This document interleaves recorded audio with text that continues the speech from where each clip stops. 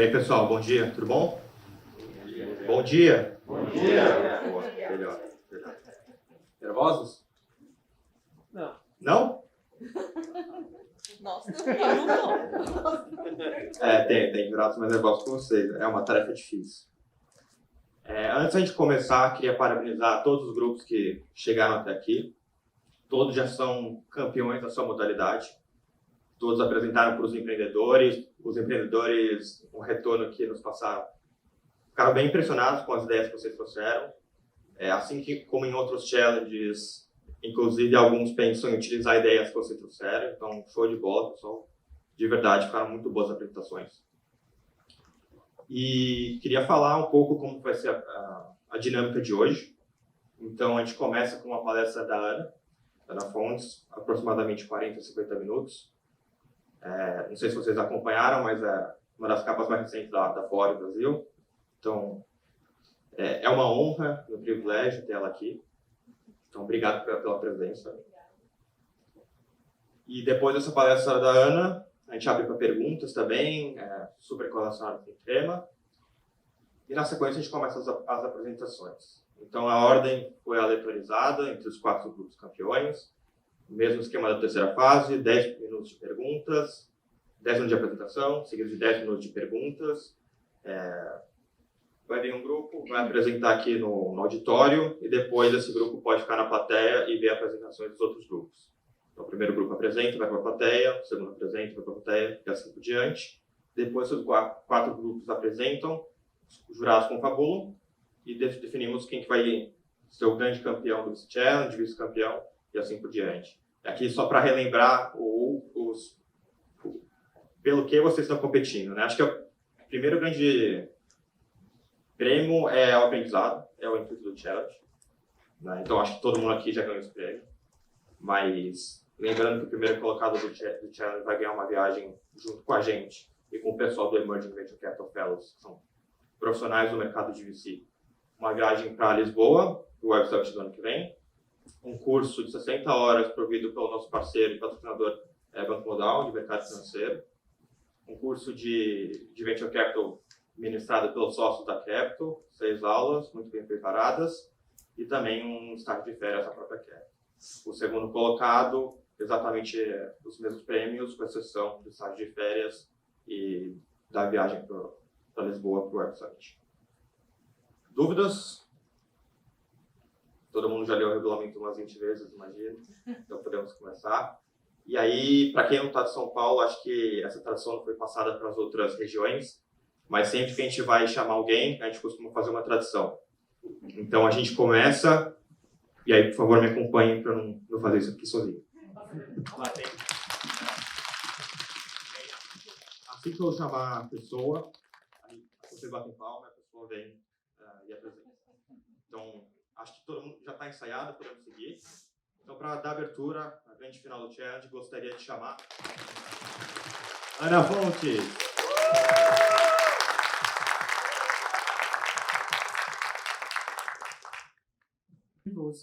E olha, sábado cedinho, a gente está todo mundo aqui super animado, querendo fazer a diferença. Não é para muitos, né?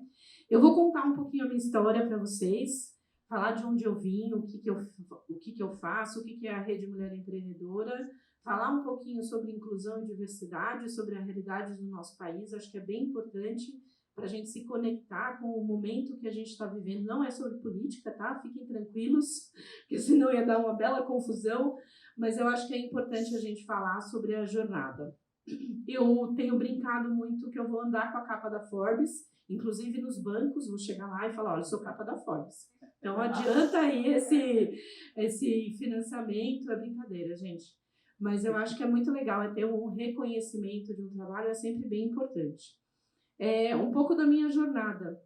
Eu falo que eu tenho uma jornada cheia de significados, porque eu nasci no sertão de Alagoas, numa microcidade, que eu brinco bastante, que tinham 11 habitantes e 10 eram da minha família. Né? Meu pai e minha mãe eram semi-analfabetos, meu pai já passou dessa vida, minha mãe faz 80 anos hoje, a gente vai comemorar com ela, e eles tiveram 10 filhos, né? Era uma atividade bastante importante na época ter filhos, E eles tiveram 10 filhos, a gente viveu nessa cidade, eu vivi até os 4 anos de idade.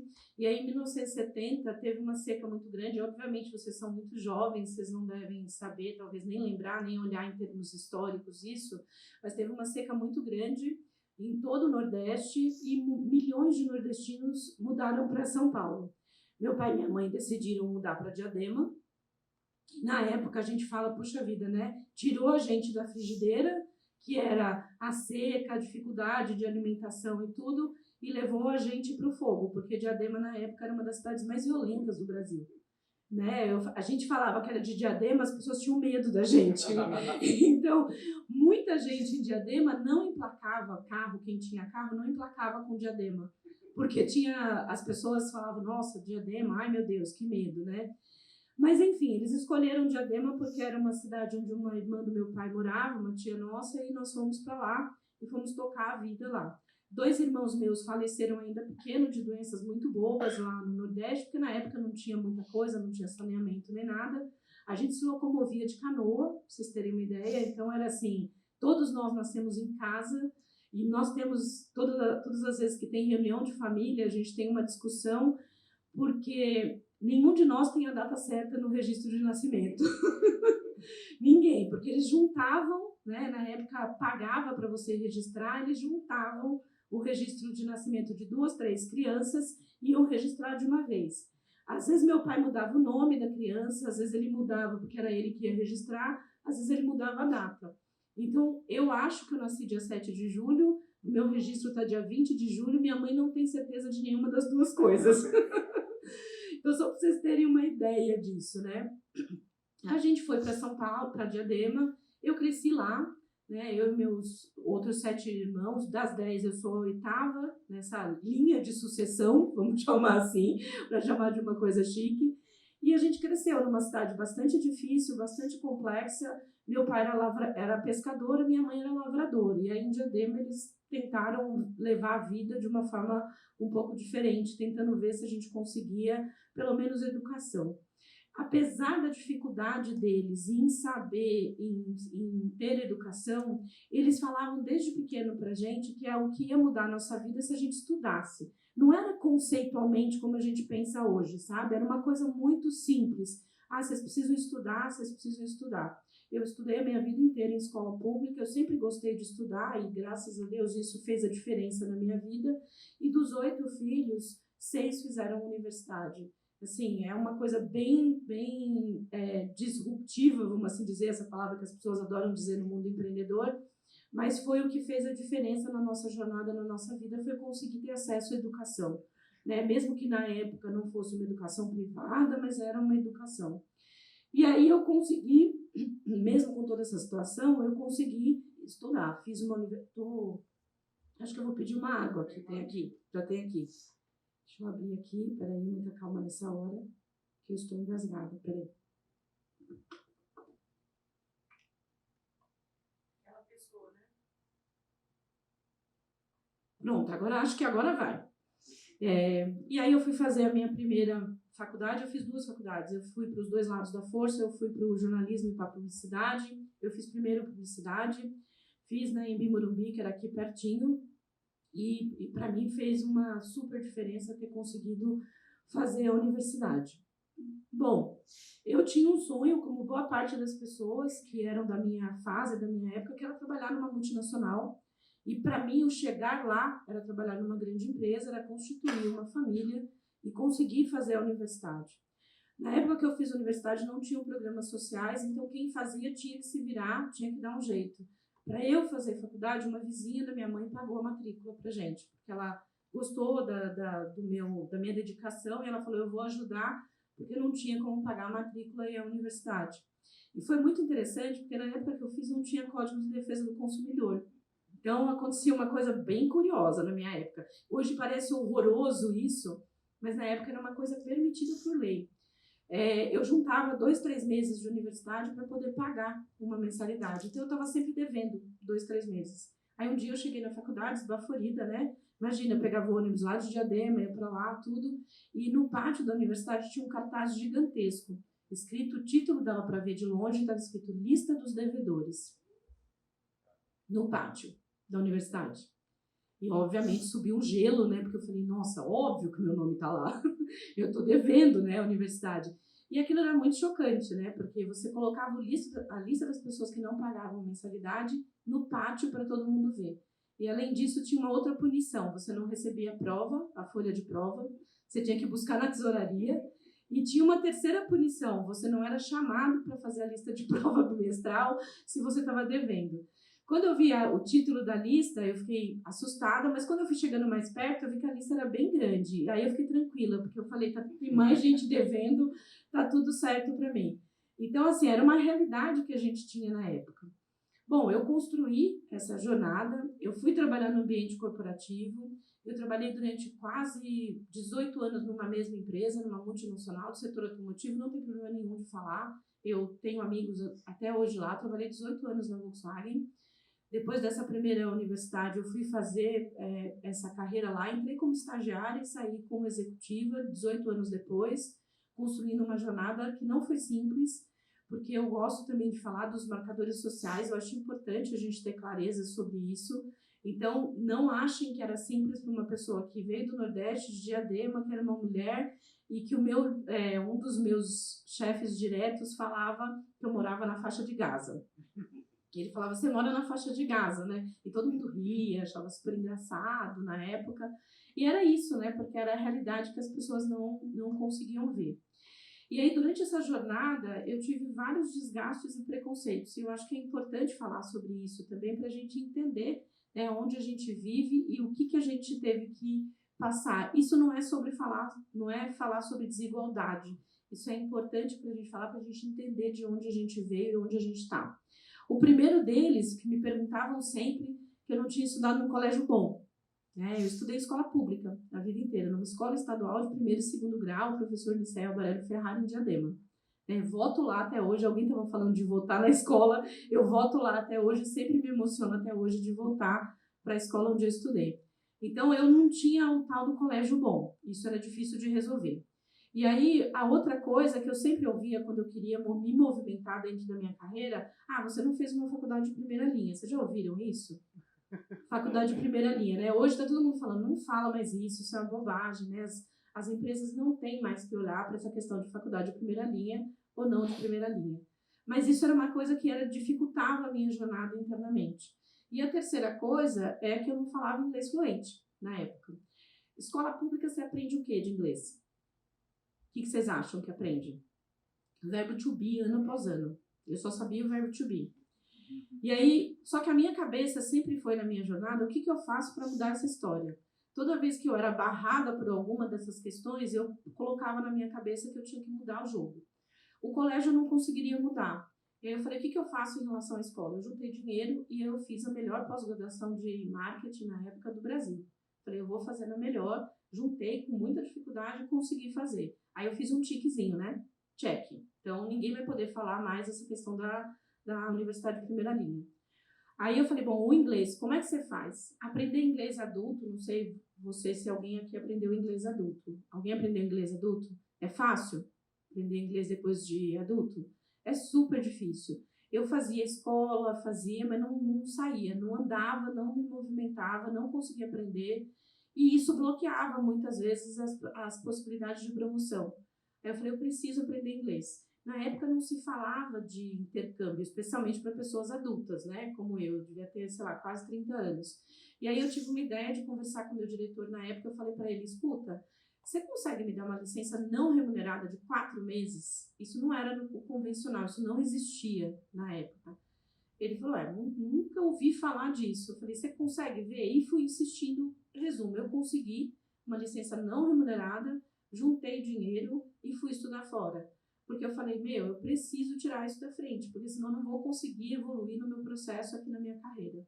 E fiz isso. Consegui, fiz toda uma movimentação dentro da empresa, consegui não só estudar fora, mas consegui que eles me dessem um estágio fora do... Eu fiz em Londres, eu fiquei 4 meses lá, e era muito engraçado. Era eu com quase 30 anos e um monte de adolescente de 16, 17 anos. Então, eu era que brigava com eles para eles não irem para as baladas e depois, no dia seguinte, não chegarem na classe. Então, mas enfim, consegui fazer. Aí voltei, Falei, bom, agora tirei os tiques aí, né? Vamos para frente. E aí consegui trabalhando na minha carreira e surgiu uma promoção muito importante, muito bacana. Eu falei, vou me candidatar nessa promoção. Me candidatei, era primeiro nível de executivo lá da empresa onde eu estava, e aí eu fui para a final, eu e mais 2 candidatos. E aí na entrevista final, junto com uma pessoa de RH, eu falo isso, eu tenho uns 2 TEDs, acho que 2 ou 3 TEDs, e eu falo isso nesse TED.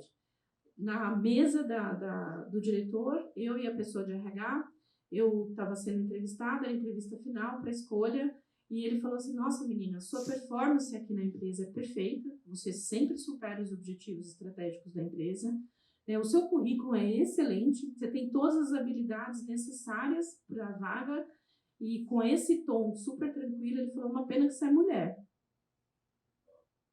Na minha cara, assim, né? A Cris falou, o que a gente faz, Cris, com isso, né?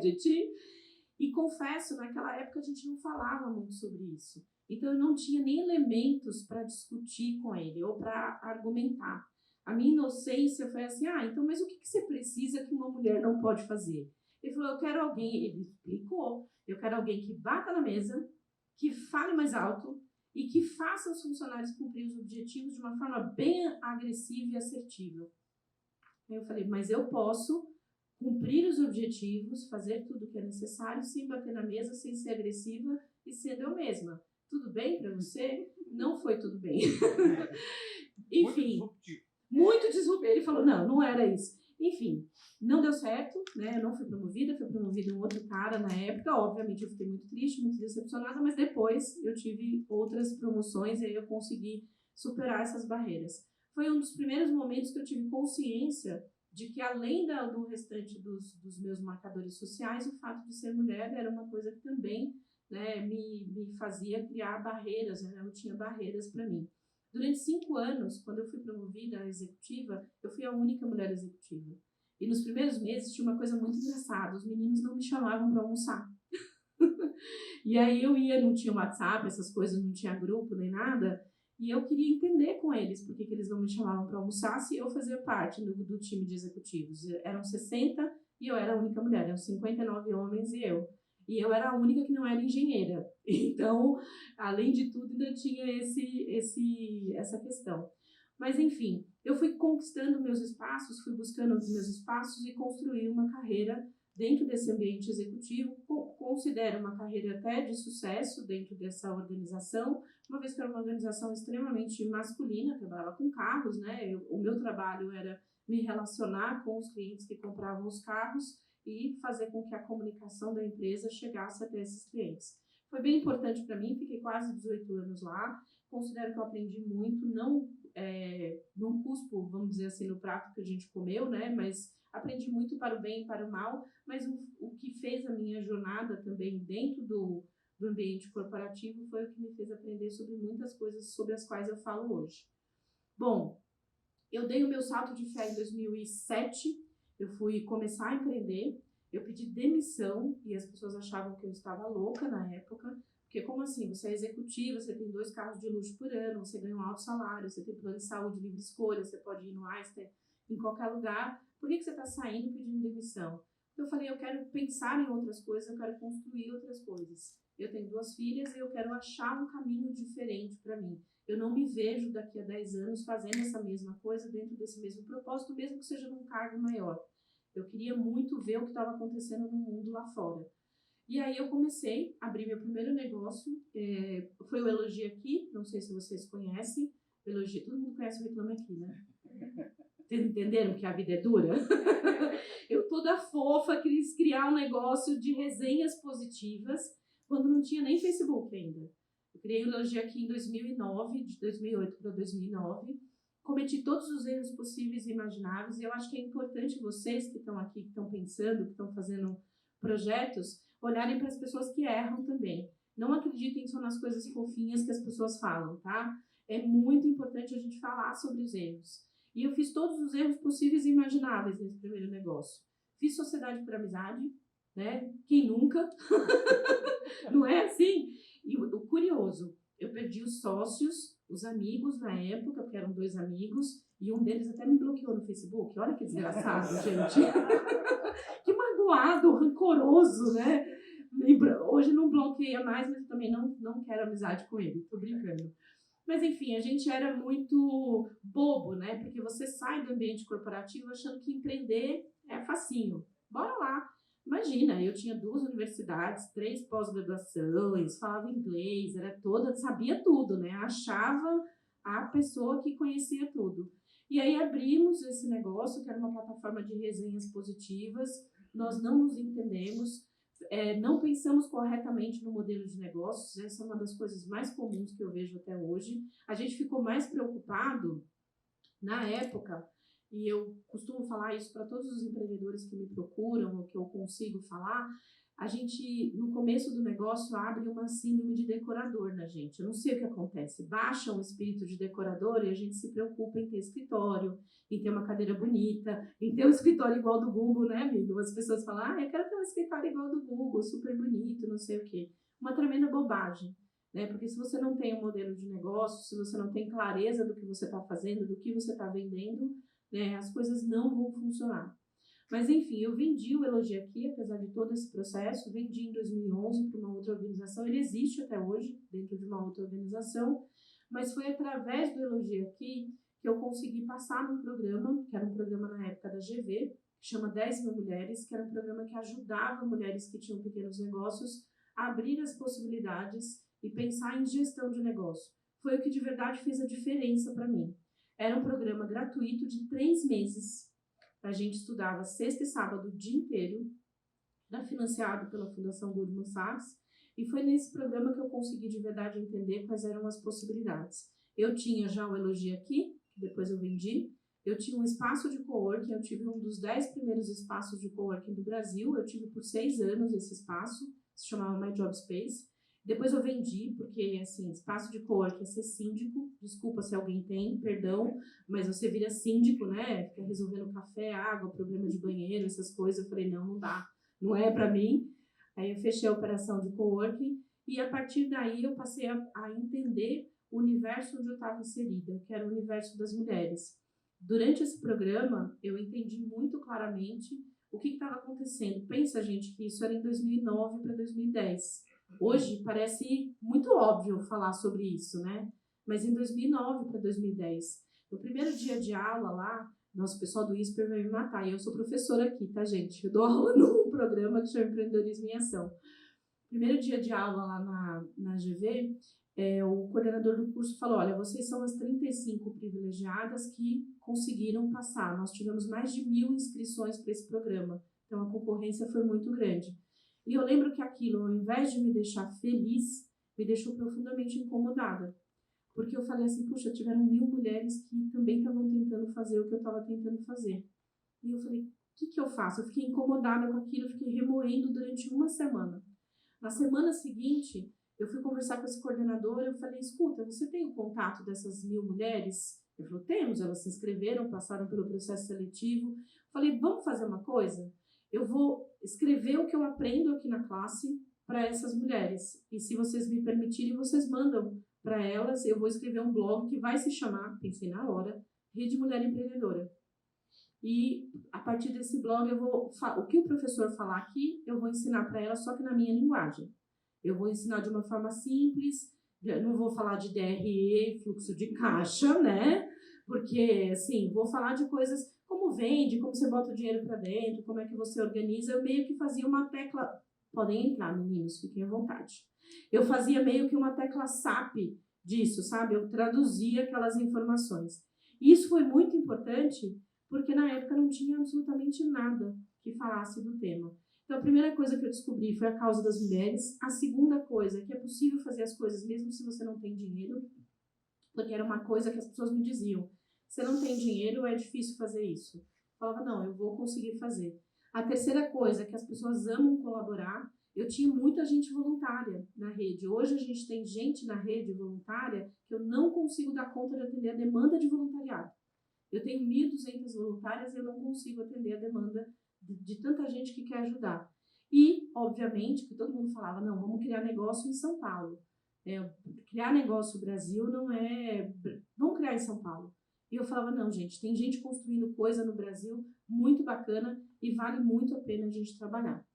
Bom, daí surgiu a Rede Mulher Empreendedora, que é a nossa organização, que tem 12 anos, a gente está nessa estrada. Começou com esse movimento, com essa vontade de fazer as coisas acontecerem. Não tinha nem CNPJ, né, no primeiro ano. A gente era muito um movimento, não sabia como ia ganhar dinheiro ainda, só sabia muito claramente que a gente queria ajudar as mulheres que, como eu, também estavam empreendendo. Nós ajudamos as mulheres com liberdade financeira, é a nossa meta, a nossa vida. A gente trabalha para que elas consigam ter o dinheiro, porque quando uma mulher tem dinheiro, para todo mundo é importante ter dinheiro. Mas para a mulher, ter dinheiro significa sair de situação de violência. Significa ela ter decisão, inclusive, para sair de relações abusivas. Os maiores depoimentos que a gente recebe na rede das mulheres é assim: consegui separar de um marido abusivo porque o meu negócio está rendendo R$3.000 por mês. Vocês têm noção disso? Consegui sair dessa situação X porque o meu negócio está rendendo tal recurso. Então, é disso que a gente está falando. A gente já impactou a vida de 9,5 milhões de mulheres nesses 12 anos de existência. Isso é gente pra caramba. E faz uma diferença absurda. E hoje nós temos 1.200.000 mulheres conectadas diariamente com a gente, nas nossas plataformas. Isso é bem importante, porque assim, fazer a diferença na vida dessas mulheres significa fazer a diferença na vida das famílias também. Isso tem um impacto muito forte. Aqui é uma das fotos, é o último slide falando sobre a rede. É uma das fotos que mais reflete o nosso trabalho. É de uma turma de capacitação presencial em 2019 que a gente faz no sertão do Ceará. A gente trabalha em 2.200 municípios no Brasil inteiro, levando educação, conexão, mentoria, levando recurso financeiro. Em 2020, 2021, nós repassamos em dinheiro, em Pix na conta das mulheres, R$40 milhões. Em Pix na conta das mulheres, R$40 milhões. E assim, o que mais é no meio da pandemia, numa situação bastante difícil. Aí vocês devem perguntar, mas como é que vocês conseguem fazer isso? Os nossos maiores financiadores não estão aqui no Brasil. A gente recebe recursos da Fundação do Google, da Fundação MAF. A Fundação do Google já repassou nos últimos 3 anos 20 milhões para a gente, em recurso financeiro de doação, de grants, para que a gente consiga atender essas mulheres, para que a gente consiga fazer a diferença na vida dessas mulheres. E isso não tem preço, gente. Eu contei lá nesse evento da ONU em Nova York, eu faço questão de ressaltar sobre isso. A gente trabalha com todas as mulheres, com mulheres trans, mulheres refugiadas, mulheres 50+, com mulheres indígenas. A gente trabalha no Mato Grosso, no Tocantins, com mulheres indígenas. A gente trabalha com mulheres de comunidades do Brasil inteiro. Tem uma comunidade em Alagoas, né, que chama Lagoa do Mundaú, onde as mulheres trabalham tirando sururu. Eu acho que vocês nem devem saber o que é sururu. Vocês sabem o que é sururu? É um marisco pequenininho assim, e que elas retiram da lagoa, beneficiam e vendem esse marisco para sobreviver. O ano passado a gente recebeu uma missão, uma das mais duras que a gente já recebeu, que foi o Ministério Público do Trabalho da região amazônica, mas o pessoal da ONU Mulheres falou: Ana, a gente tem 40 mulheres que são vítimas de escalpelamento de barco. Vocês já ouviram falar sobre isso? Quem já ouviu falar de vítima de escalpelamento de barco? É uma das coisas mais tristes que a gente pode ver no nosso país. São as mulheres que, na região amazônica, as pessoas se locomovem através de uns barquinhos que chama voadeira, que é um barquinho bem compridinho que tem um motor atrás. As mulheres sentam na parte de trás do barco, perto do motor. E o que acontece é que o cabelo, quando elas estão com o cabelo solto, é um negócio... Não procurem no Google, eu falo sempre isso, não procurem. A imagem é muito, muito forte, muito impactante. E elas têm que pôr o cabeludo arrancado por esse processo. Qual é a coisa mais triste de toda essa história, além da parte de saúde, né, que elas têm que usar prótese capilar para o resto da vida, né, uma peruca, tem muitas delas que ficam com deformações bem graves, o Ministério Público ajuda, a ONU Mulheres ajuda, e no nosso caso, o que a gente faz é ajudar essas mulheres a recuperar a autoestima e a conseguir com que elas gerem renda, porque mais de 90% delas os maridos abandonam, né, por conta dessa situação. É uma situação muito parecida com as mulheres egressas do sistema prisional. Mulher egressa também é abandonada. Quantos casos tem, mais ou menos? Nós atendemos 45, mas segundo o pessoal do Ministério do Trabalho, muitos eles não conseguem nem medir, porque são regiões bem afastadas, mas assim, o volume é bem considerável. Bem considerável. A gente atendeu essas 45. A primeira aula que a gente deu, eu faço uma abertura, foi uma das mais difíceis, assim, porque cada uma deu o seu depoimento, falou o que aconteceu, como é que foi o processo, e a gente, durante 2 meses, a gente teve que fazer a adaptação do nosso curso, porque foi no meio da pandemia. A gente, durante 2 meses, deu aula para elas, para ajudar a conseguir recuperar a liberdade financeira, né, ter uma condição financeira, e a gente fez parte das aulas pelo WhatsApp, porque o acesso à internet lá, a gente acha que o mundo é aqui, né? A gente estava falando sobre isso nos bastidores, o mundo não é aqui. Então, a gente tinha os cursos em vídeo, mas não dava, porque não consome o pacote de dados. Então, a gente fez o curso inteiro pelo WhatsApp durante 2 meses e com alguns encontros online e oficinas. Gente, é uma coisa, assim, impressionante. Eu estou falando desses casos, mas a gente já impactou mais de 9 milhões de mulheres dos mais diversos tipos, das mais diversas vulnerabilidades e dificuldades. E eu acho que é isso que é importante a gente ter em mente, né? Que a gente está aqui, a gente consegue ajudar o Brasil inteiro, a gente consegue fazer a diferença no Brasil inteiro. Semana passada eu recebi um vídeo de uma mulher de uma cidade de Pernambuco bem pequenininha, e ela estava mostrando que com o capital semente, sabe os 40 milhões? Esses 40 milhões a gente dá em capital semente de R$1.000, R$2.000, R$3.000 e R$5.000. Aí tem gente que fala, puxa, mas é pouquíssimo dinheiro, né? Vocês acham que é pouco dinheiro? E ela mostrou que ela conseguiu fazer uma horta.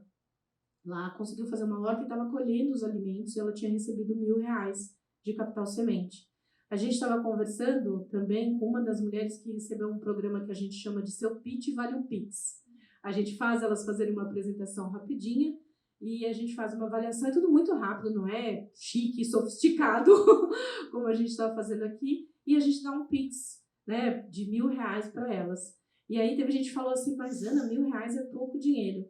E aí uma das mulheres é de Belém do Pará, ela faz din-din. Sabe o que é din-din? Vamos ver se vocês sabem o que é din-din. Quem sabe o que é din-din aqui? Chup-chup. Sacolé. Aqui a gente chama como? Nossa, me deu até branco. Geladinho. Ela faz din-din de cupuaçu, lá eles chamam din-din. E ela usava um isopor pesado para vender esses din-dins.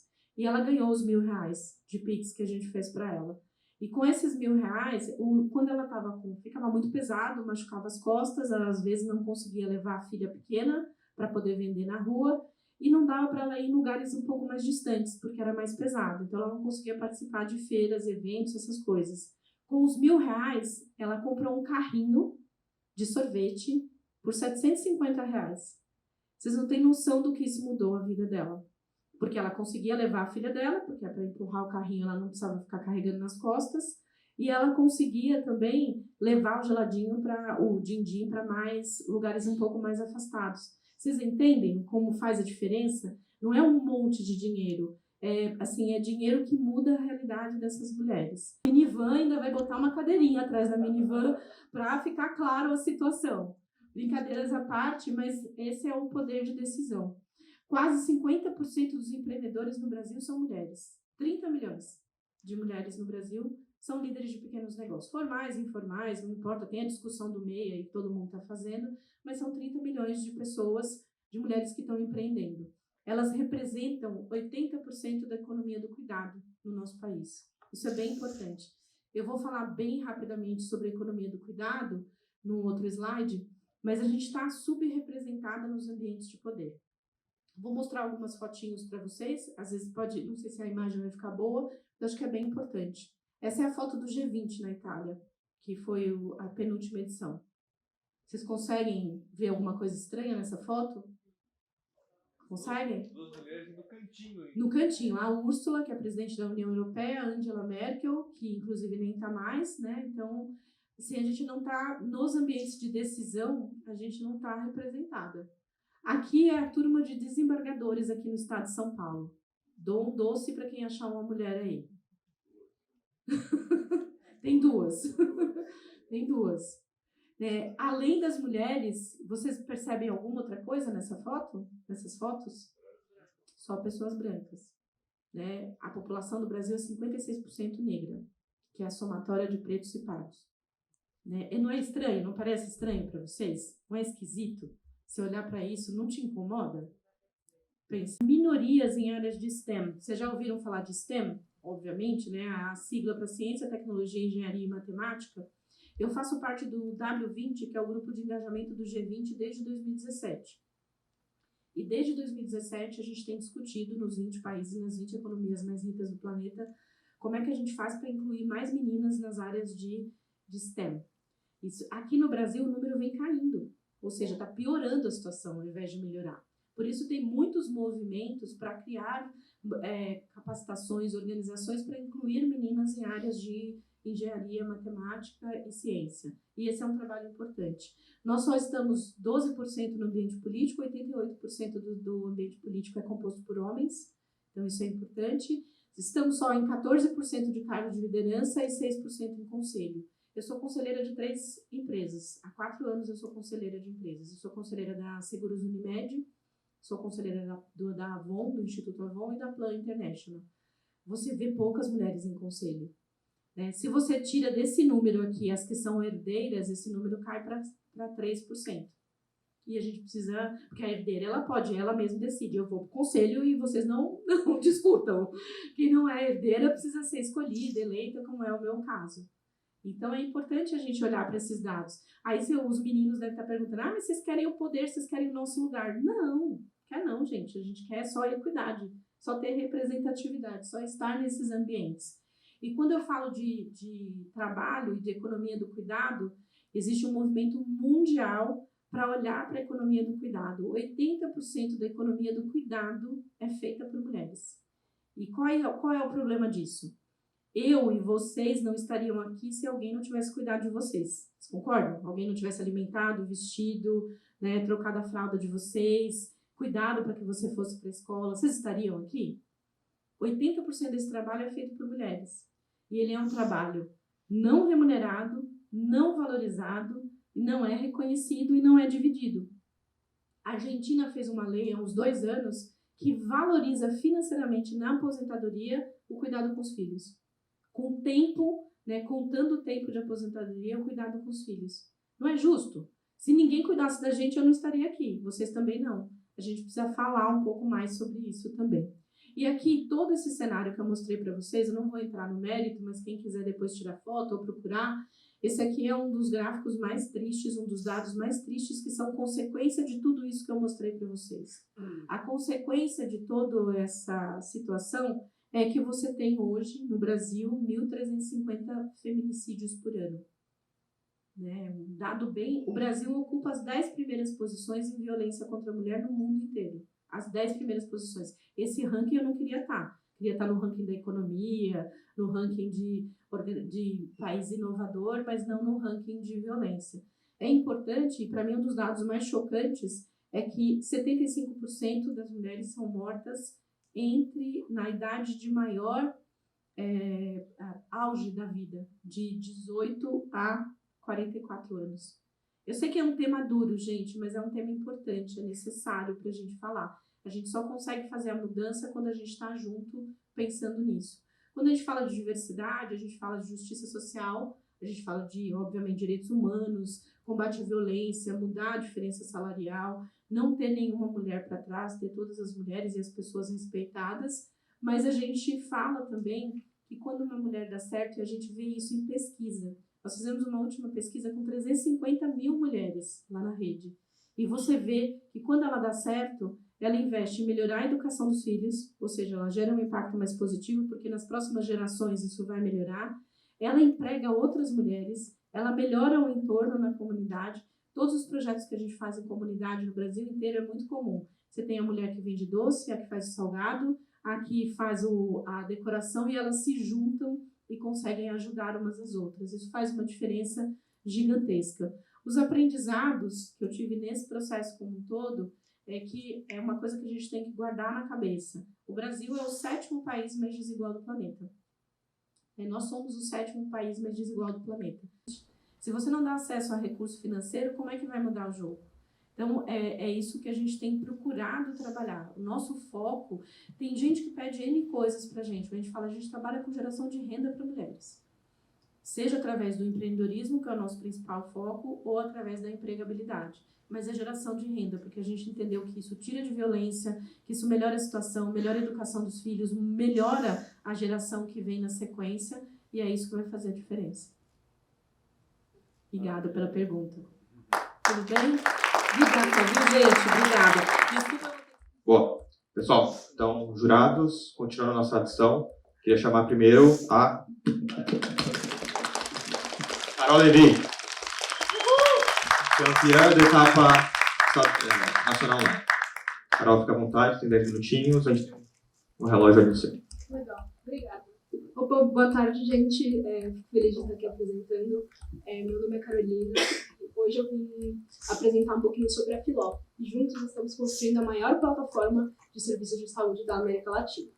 E como estamos fazendo isso, né? A gente utiliza um modelo de negócio asset light, escalável e ágil, ou seja, a gente utiliza o marketplace de serviços de saúde para fornecer aos consumidores um serviço de atendimento um serviço de atendimento online que pode ser complementado com assinaturas pagas. A gente já tem presença 100% nacional de forma online e 50% presencial. A experiência no setor não é nova. O sócio fundador da Filó, ele foi sócio também da Rede Grifo, atual Credit Suisse, e em 2012 saiu da empresa para fundar a Horas da Vida, que é uma das maiores ONGs de saúde. Usando toda essa expertise que ele adquiriu, em 2021 ele fundou a Filó Saúde, que eu vou comentar um pouquinho mais hoje. O primeiro ponto que a gente tem que se atentar é em relação à tese de investimento. A gente tem uma tese muito sólida em um mercado extremamente promissor. A tese ela começa num segmento de alto crescimento, especialmente no Brasil. A gente tem um setor que entre 2016 e 2022 cresceu a um CAGR de 4,3%. E no Brasil, durante esse mesmo período, o CAGR foi de 27%, em um mercado que vai atingir 715 bilhões em 2026, justamente impulsionado pela alteração das demandas da saúde devido ao envelhecimento da população. Então, qual o tamanho dessa oportunidade, né? A Filó pretende atingir 10% do mercado de serviços de saúde, ou seja, tem um mercado alcançável de 17 bilhões de reais. Assim, ela fornece um serviço a uma demanda que ainda não é atendida pela concorrência. A gente vê que a demanda não é atendida justamente por conta dos altos custos dos produtos adicionais, apesar do plano de saúde ser considerado a segunda maior conquista para o brasileiro, perdendo apenas para a casa própria. Então a gente vê que 73% da população gasta até 1/3 da sua renda com plano de saúde, e os que não têm, 80% deles afirma que é justamente por conta das condições financeiras. Apesar da vontade de ter um plano e a sua importância só aumentar conforme a idade da população. O resultado disso é que 75% dos brasileiros dependem do SUS, apesar de 3/4 deles quererem adquirir assistência. Assim, a Filó surge com um posicionamento estratégico competitivo e entregando a solução necessária para as dores do consumidor. Qual é a solução, né? A gente oferece um marketplace que tem um preço acessível, um atendimento rápido que pode ser feito em menos de 24 horas e também uma integração de dados da própria plataforma. E isso, a gente cria uma proposta não só para o usuário final, que consegue ter um fácil acesso da saúde pelo preço, localização e pela experiência do aplicativo, como para um parceiro corporativo que consegue ter um NPS mais alto e também aos provedores de saúde, que conseguem ter um novo canal de receita digital. Assim, com o Marketplace, o usuário conta com acesso gratuito à plataforma, que pode, então, ser complementado por atividades pagas. Alguns dos nossos parceiros relevantes mostram a importância da Filó e como ela conseguiu, em menos de um ano, conquistar um mercado interessante. Ela já fez parceria com redes de saúde de grande nome, como a Mais, Drogasil, Einstein, e também com parceiros corporativos super relevantes, como 99, Rappi e Oi, que fornecem esse serviço à sua equipe. Assim, a gente já tem uma plataforma operante e funcional que cria uma jornada integrada e conectada do cliente, né? O que ela oferece de forma gratuita? Os descontos em medicamentos e exames, o agendamento online, as receitas digitais, o histórico médico e a rede referenciada. Mas isso pode ser complementado com planos pagos, que seriam o pronto atendimento médico, a equipe médica, o apoio psicológico e os combos de seguro. Tudo isso totalizando R$ 40,60 por mês, o que representa 3% do salário mínimo, e permite o acesso de pessoas que não têm condições para um plano tradicional. A solução da Filó é impulsionada ainda pela sua equipe. A equipe conta com uma vasta experiência. Como eu falei, o fundador foi sócio da Redding Griff, atual Credit Suisse, e fundou Horas da Vida. Mas outro grande ponto da equipe é o Júlio Salina, que ele é chefe de tecnologia, e ele trabalhou em grandes empresas de saúde e conseguiu trazer essa expertise para a Filó. Além disso, a gente vê que nos membros do conselho tem o Newton Maia, que é diretor da Advent Internacional, ele foi diretor, e nos investidores, Alexandre Audi, que foi antigo CEO do Deutsche Bank aqui no Brasil. Assim, com a Filó ela surgiu após a Horas da Vida, né? E durante esse período houve um grande aprendizado de mercado, perfil dos clientes, modelo de negócio e canal de vendas, o que resultou em um grande volume de prêmios e certificações e divulgação na mídia. Por fim, o sucesso da Filó ele é comprovado pelos pares internacionais e pelo seu posicionamento competitivo. O principal player internacional que eu vou destacar é o One Medical, que é uma plataforma de tecnologia de serviços de saúde similar com o modelo da Filó, e ela foi comprada agora pela Amazon por 3,9 bilhões de reais em 2022. E entre os principais investidores dessas plataformas de saúde, todas bilionárias, a gente vê Carlyle Group, Alphabet, Goldman Sachs e GA, que são grandes players no setor de Private Equity e Venture Capital. Assim, a Filó ela entra no Brasil com uma vantagem competitiva clara, que é ter acesso gratuito à plataforma, garantindo já os descontos, a receita digital, o histórico e o agendamento, e também por uma plataforma agnóstica. Por exemplo, a Saúde ID é uma plataforma do Fleury, então eles só atendem parceiros do Fleury, enquanto a Filó atende todo tipo de parceiro, não se limitando a uma pessoa só, o que permite uma maior integração de dados também para o usuário, que tem tudo em uma plataforma conectada. Logo, a Filó, além de uma tese sólida, ela também apresenta um DNA de impacto social. E como ela faz isso, né? Ela liga os provedores de saúde aos consumidores e atua em 3 frentes sociais, que é o atendimento aos que precisam, que muitas vezes passam de 3 a 6 meses na fila de espera do SUS, gera uma nova fonte de receita aos provedores de saúde, que muitas vezes estão ociosos ou não têm um atendimento, e ela doa parte do seu lucro para Horas da Vida, que é uma ONG que vai atender as pessoas que realmente não têm nenhuma condição para contratar serviços de saúde no Brasil. Então, como a gente vai aproveitar essa oportunidade? Né? Através de um roadmap de expansão estruturado para garantir a consolidação do setor. O primeiro passo vai ser um novo plano de marketing. Ou seja, a gente vai estruturar um plano buscando atingir 6 milhões de pessoas em 5 anos. Isso vai gerar alguns custos decorrentes da equipe e da campanha. Então, eu selecionei uma equipe de 5 pessoas com um custo total para o período de 1,2 milhões, e uma campanha de marketing digital que vai ser, em média, 35% da receita, com um custo para o período de 2,5 milhões. Dessa forma, a gente também vai lançar uma plataforma de financiamento em 2024, garantindo crédito aos que precisam. Ou seja, a plataforma de crédito vai ser integrada no aplicativo e os pacientes vão ter uma avaliação da sua condição financeira para fornecer a melhor oportunidade de financiamento para eles. E depois o pagamento vai ser feito diretamente pela plataforma de forma simples e segura. E para os provedores isso é ótimo, porque é uma nova fonte de receita com um ticket médio mais elevado. Além disso, vão ser fornecidos relatórios financeiros que melhoram a gestão financeira da empresa.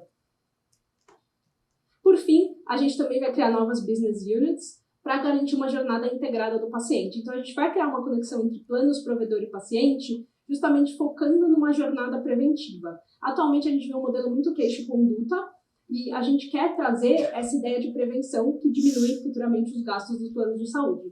Então, a gente vai ter um acompanhamento não só dos pacientes crônicos que têm algum problema, mas também vai fornecer serviços adicionais, como uma plataforma de exercícios físicos com educadores e nutricionistas e também uma plataforma de wellness, que tem atividades de meditação e yoga para promover o well-being da população. Por fim, a Filó pode ser o próximo unicórnio. Por quê? Porque se a gente tiver um market share de 5% a um lifetime value do cliente de R$150, a gente consegue ter uma receita em 5 anos, né, atingindo esses 6 milhões de consumidores, de 5,2 bilhões. E mesmo num cenário mais conservador, que a gente tem metade do market share e só R$100 de LTV, a gente ainda tem uma empresa que é a unicórnio, né? A gente tem 1,7 bi de receita. Então, por que investir na Filó?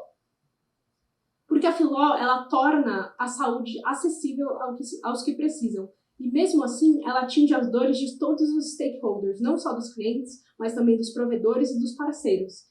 E ela entrega um modelo com uma vantagem competitiva clara em relação aos seus principais concorrentes, tornando uma oportunidade sólida em um setor com grande potencial e oportunidade de crescimento em diferentes níveis. Assim, a Filó traz um resultado financeiro positivo para o investidor, com potencial de receita de 5,2 bi e uma relação receita-custo inicial, que seria o custo do marketing, de 1.400 vezes. Então, convido vocês a se juntarem a nós no mercado de transformação de serviços de saúde e abro para perguntas.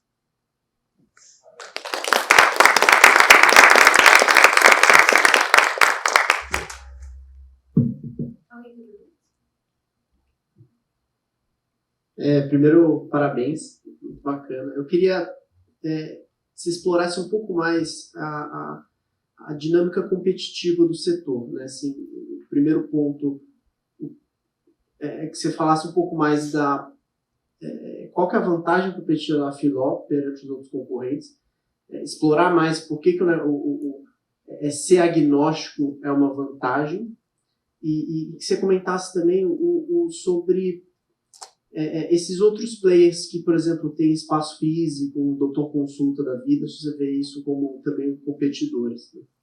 Legal. Acho que se eu puder voltar aqui os slides, eu trago a comparação, primeiro, dos que competem mais diretamente com a Filó aqui. Esses players selecionados, eles têm um modelo mais parecido. O Doutor Consulta é uma plataforma física de consulta. Esses players selecionados tem esse serviço online, que é o que a Filó oferece. A Filó é meio um complementador de um plano de saúde. Então, ela oferece esses serviços por assinatura para pessoas que não têm condição de pagar um plano tradicional. O que o Doutor Consulta faz é uma coisa pontual, que é tipo fornecer a consulta. A Filó tem esse serviço. Você pode agendar a consulta e ir na consulta, mas é complementar aos planos que ela oferece. Então, como isso funciona, né? A gente tem o acesso à plataforma, e a pessoa entra de forma gratuita, consegue agendar, assim como ela poderia fazer com o Doutor Consulta. Mas também ela tem os planos de saúde e a plataforma agnóstica, ou seja, o Doutor Consulta funciona só na rede do Doutor Consulta. Você vai no Doutor Consulta, marca, quero ir na unidade Vila Mariana, vou ser atendido pelo profissional da especialidade X. Vai lá, faz sua consulta e nunca mais volta, ou volta para um retorno eventual. Enquanto a Filó, ela não faz isso. Ela é uma plataforma que integra diversos serviços. Então, você pode usar ela para conectar com um médico que tiver dentro da plataforma e não necessariamente de uma empresa. Então, o médico atua de forma independente no seu consultório, ele pode se inscrever na Filó e oferecer um preço mais barato. Então, a pessoa, às vezes, tenho sei lá, R$40 para pagar a consulta, eu consigo ir nesse médico e se inscrever no canal da Filó para conseguir essa consulta. Enquanto no Doutor Consulta, por exemplo, o preço também é definido por eles. Eles não têm arbitragem de negociação, o cliente. Que na Filó vai ter por conta dessa diversidade de pessoas inscritas na plataforma, né, oferecendo o mesmo serviço. Além disso, ela não se limita, né? Então, por exemplo, Saúde ID é uma plataforma do próprio Fleury. Então, como o Doutor Consulta, ela só oferece coisas que são parceiras do Fleury. Então, a pessoa fica também muito mais restrita e tem menos disposição de negociar o preço. Então, o preço muitas vezes pode ser mais elevado. E na Filó, não. O preço pode ser mais baixo. E aí vai depender da demanda e da oferta dos provedores. Além disso, a integração de dados, né? Então, tudo vai estar numa plataforma só, que muitas vezes os outros serviços, e até mesmo o Doutor Consulta ou clínicas privadas não oferecem. Então, se, por exemplo, você vai no médico, você tem o seu oftalmo, eu uso óculos, oftalmo, eu tenho só as coisas, os dados do oftalmo no meu oftalmo. Eu não tenho isso numa plataforma integrada. Então, se um dia eu quiser mudar de oftalmo, eu vou ter que fazer tudo do zero. E na Filó, não. Isso vai estar lá na plataforma, sua receita, seu histórico médico, para todos os profissionais que você fizer a consulta conseguirem acessar. Entendeu? Em relação aos riscos, eu pensei um pouquinho nos riscos e eu fiz até uma matriz aqui para comparar um pouquinho mais isso.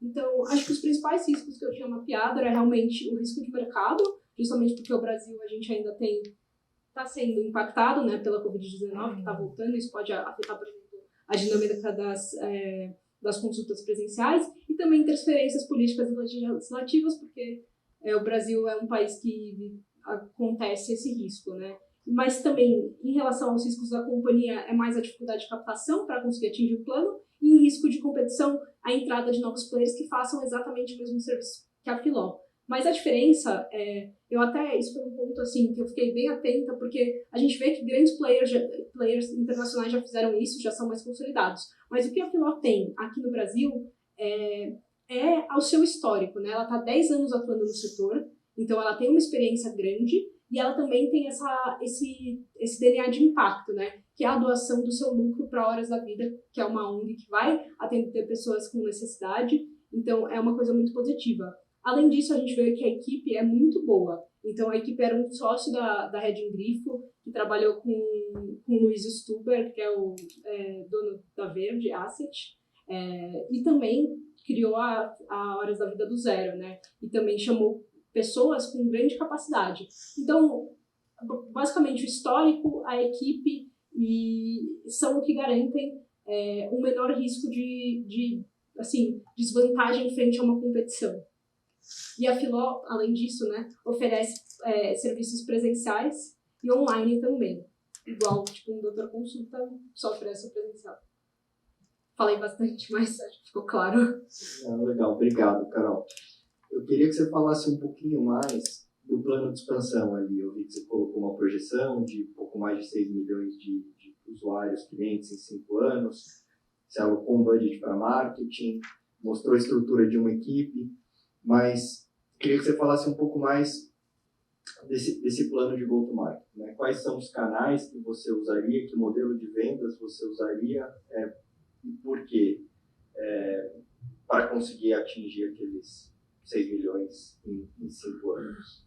Legal. A gente vai usar 2 modelos, B2C, B2B2C. Então, o primeiro deles, o B2C, é o Business to Consumer, que a gente vai focar nas plataformas, no marketing digital mesmo. Então, a ideia é usar essa equipe de marketing para converter as pessoas a usarem o aplicativo, a entrarem na plataforma, conhecerem a Filó e se inscreverem de forma independente.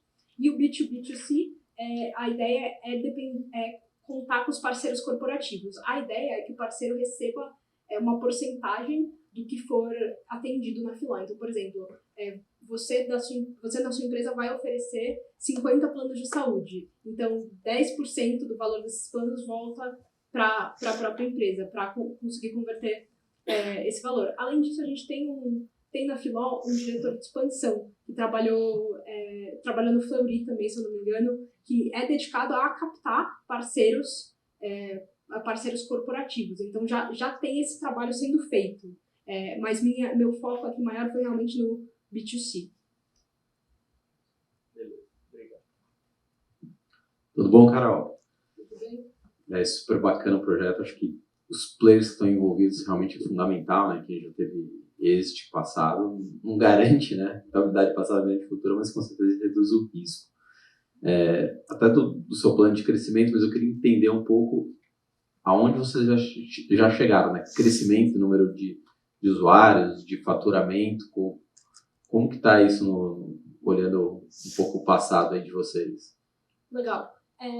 A plataforma ela foi lançada em dezembro de 2021 e até agosto de 2022, que foi o dado mais recente que eu tive acesso, a gente já tinha conquistado 23 mil usuários. Então, 23 mil usuários de forma independente, mais aqueles parceiros que eu comentei. Então, 99, Rappi, Oi, que começaram a fornecer isso para a sua equipe, o que é um ponto muito positivo para a gente. A gente também conquistou os parceiros, os provedores de serviços de saúde, né? Então, Redditor, Einstein, Droga Raia, A Mais. Então, a gente teve esse desenvolvimento. Em relação ao faturamento, eu ainda não... Eu até quis entrar um pouquinho nesse assunto, mas a gente tinha uma estimativa, mais ou menos, mas era basicamente, se eu não me engano, com 23 mil usuários, se eles gastassem todos, a conta que eu fiz para ter uma ideia, assim, a estimativa era 23 mil usuários, gastando R$40, que é o preço da assinatura, dava no ano 11 milhões de reais, mais ou menos. E hoje tem quanto, sabe? Eu não tenho acesso a essa informação. Perguntas?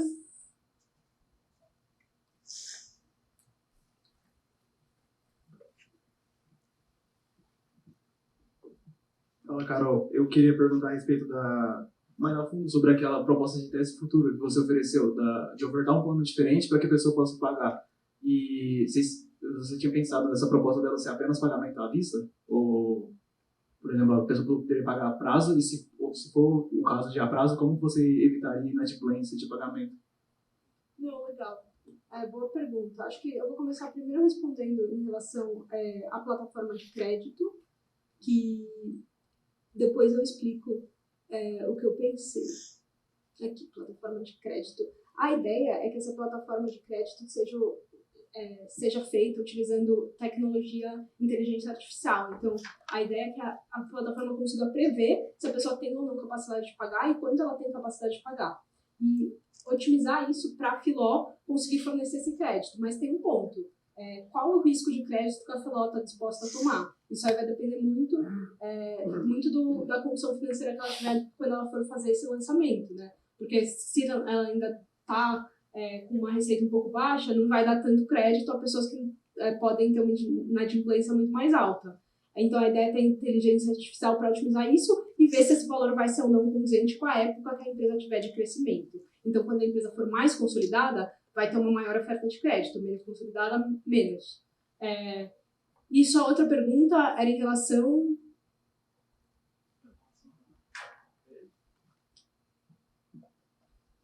Seria se acho que você respondeu que seria se vocês fariam um pagamento a prazo. Ah, tá. Seria obrigatoriamente à vista. Obrigada.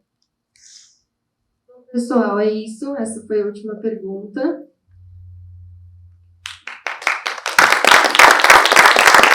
Obrigada, Carol.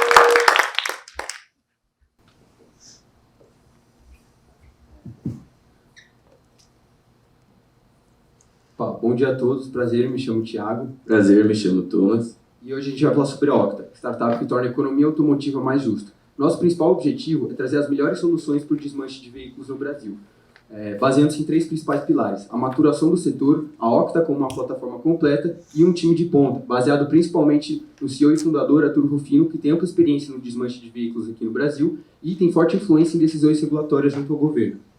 Atualmente, a cadeia automotiva brasileira é extremamente linear, com somente 10% dos veículos sendo reciclados. Somente 10% dos veículos sendo reciclados. Aumentando esse valor de reciclagem, será possível aproveitar melhor o valor residual dos veículos, bem como reduzir a emissão de CO2 em 3,7 toneladas por veículo reciclado, bem como a redução da criminalidade. Quando a gente olha para a cadeia automotiva como um todo, ela tem diversas etapas, mas a gente vai dar destaque aqui para as etapas que tornam essa circularização da cadeia mais difícil, assim como as soluções. A primeira delas é a venda de veículos em fim de vida para os centros de desmontagem. Ela é feita atualmente por leiloeiros, porém na nossa pesquisa de campo a gente pode ouvir algumas dores dos centros de desmontagem sobre os leiloeiros, principalmente as altas taxas e a baixa disponibilidade de veículos. Atualmente a Octa já tem uma solução para isso, que é o Octain, que nada mais é do que um marketplace com leilão focado em veículos em final de vida. Então, diferentemente dos leiloeiros tradicionais, que tem um mix diverso de produtos, a Octa foca em veículos em final de vida, fazendo uma prospecção ativa de frotistas e, consequentemente, tendo uma maior disponibilidade de veículos na sua plataforma. Fora isso, existe um menor custo ao centro de desmontagem devido às menores taxas, e uma maior facilidade de venda por parte do frotista, visto que a Octa consegue aproveitar veículos com menor liquidez que os leiloeiros não aproveitam. A gente calculou um mercado potencial para a Octain de 14 bilhões anuais, porém essa não é a única forma que a gente consegue gerar valor daqui para frente, podendo atuar também na venda de peças usadas, gestão de desmanches e até concessão de crédito. A curto prazo a gente pretende consolidar a Octain, para então a médio prazo implementar as plataformas Octa-Rei e Octa-CDV, consolidando a Octa no mercado. Posteriormente, a gente vai partir para a fidelização de clientes, principalmente com o Octa Credit.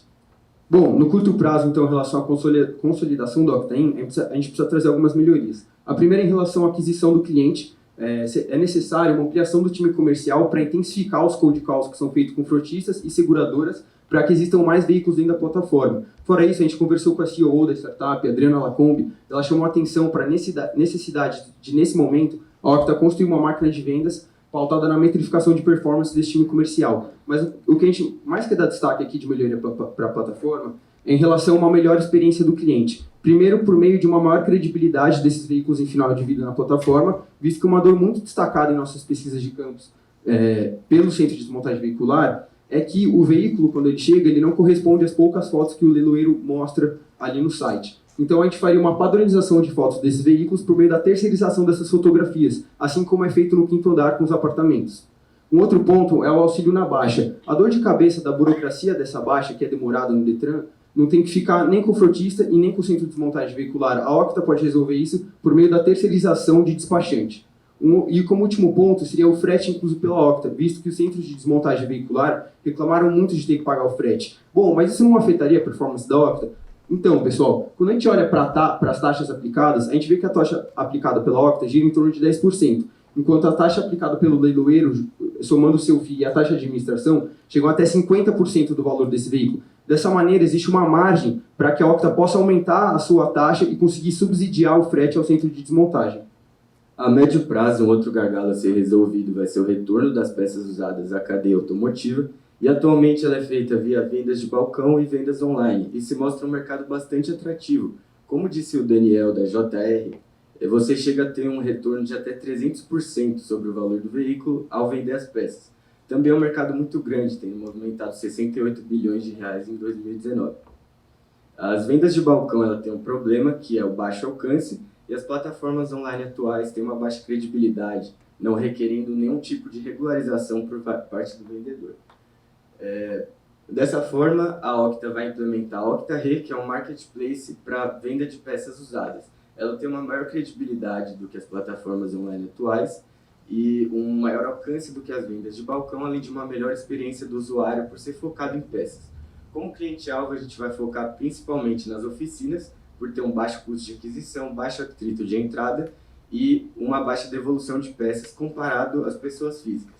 A implementação se dará pela ampliação do time tech e a cobrança será de 10% sobre o valor da peça com benchmark no Mercado Livre. A gente pôde conversar também com o Mauro, CEO da Caoa, e ele comentou para a gente sobre a tendência de intensificação da logística reversa no Brasil, por meio de incentivos do governo a empresas, a montadoras, para atingir um mínimo de reciclagem.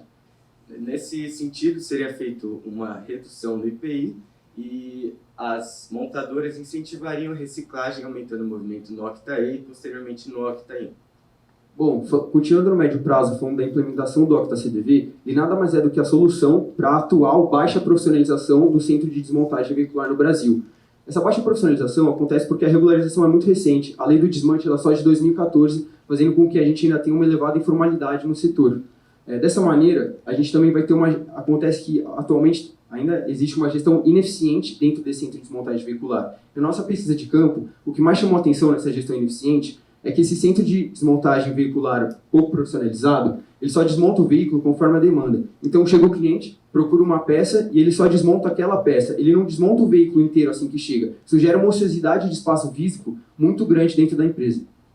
Como benchmark internacional para centro de desmontagem, a gente tem principalmente a LKQ dos Estados Unidos. Porém, lá é um mercado muito mais maduro e eles têm uma gama de produtos muito mais diversa. Dessa forma, isso não é muito compatível com o contexto brasileiro atual e a gente vai levar como exemplo de profissionalização os benchmarks nacionais JR, RE e Renova. A gente tem então como solução o Octa-CDV, que nada mais é do que uma plataforma RP e API que vai fazer a organização desse centro de desmontagem, tornando ele mais profissional. O principal ponto é ajudar na rastreabilidade de peças. Isso vai fazer com que as peças se tornem tenham mais credibilidade no momento da venda e ainda uma otimização de processos, reduzindo o ciclo de caixa dessas empresas. A implementação seria feita apenas com custo de implementação, sem mensalidade, visto que o principal objetivo do Octa-CDV é fidelizar os clientes, os centros de desmontagem. Fora isso, com o Octa-CDV você melhora o centro de desmontagem e faz com que eles se adequem aos requisitos exigidos pelo Octa-Re e pelo Octa-In. A longo prazo, a gente vê o Octa Credit como a principal ferramenta para a fidelização dos clientes. Existe uma alta demanda por crédito do centro de desmontagem, por causa do encarecimento dos veículos e da necessidade de capital de giro. Dessa forma, a gente vai implementar um programa de fidelidade oferecido para os usuários do Octa CDV, em que eles ganham crédito na compra de veículos via Octain. Tem um pré-requisito necessário, que é a venda exclusiva de peças via Octa-Re. A gente vê um baixo risco de inadimplência nesse sentido, porque além do alto retorno que as peças trazem, o Octa-Re dá mais liquidez e, além disso, as peças de alto giro, que vendem mais rápido, são também as mais caras. A Octa Recicla vai ser implementada também a longo prazo como um produto inserido no Octa CDV para auxílio na gestão e leilão de sucatas. Também vai existir no futuro a possibilidade de atuar no mercado de créditos de carbono, porque com o aumento da reciclagem veicular, vão existir mais créditos impostos dos CDVs para serem negociados com o mercado. Bom, falando sobre a evolução desse cenário, a gente acredita que no longo prazo vai existir uma maturação e uma concentração do mercado devido à regularização e à profissionalização do centro de desmontagem veicular. Dessa maneira, o mercado deixa de ser fragmentado com entrada de firmas de private equity, com o crescimento de grandes centros de desmontagem veicular, havendo um crescimento inorgânico dentro do setor. Fora isso, existe uma tendência de terceirização da frota nacional no Brasil, visto que atualmente apenas 11% da frota corporativa é terceirizada. Quando a gente vê isso em países desenvolvidos, como na Europa, esses valores chegam até 60%. Fora isso, tem a tendência de terceirização da frota de pessoas físicas pela modalidade de carro por assinatura oferecido pelas locadoras, visto que nessa modalidade o usuário ele passa a ter menos custo e menos dor de cabeça com burocracia em relação a ter um carro próprio. Isso é uma tendência não apenas no mundo, mas no Brasil também. Dessa maneira, a gente vê que vai acontecer uma concentração de agentes dentro desse mercado. De um lado, grandes frotistas e locadoras, e do outro lado, grandes centros de desmontagem veicular. Apesar de parecer desfavorável ao modelo de marketplace, a gente tem que lembrar que a Octa ela não é apenas um marketplace, ela é uma plataforma completa, de maneira que a geração de valor para o cliente se mantém por meio de um posicionamento com a agenda SD, uma forte integração da cadeia automotiva, principalmente com a fidelização do centro de desmontagem veicular e uma ótima experiência do cliente. Obrigado. Estamos abertos à pergunta.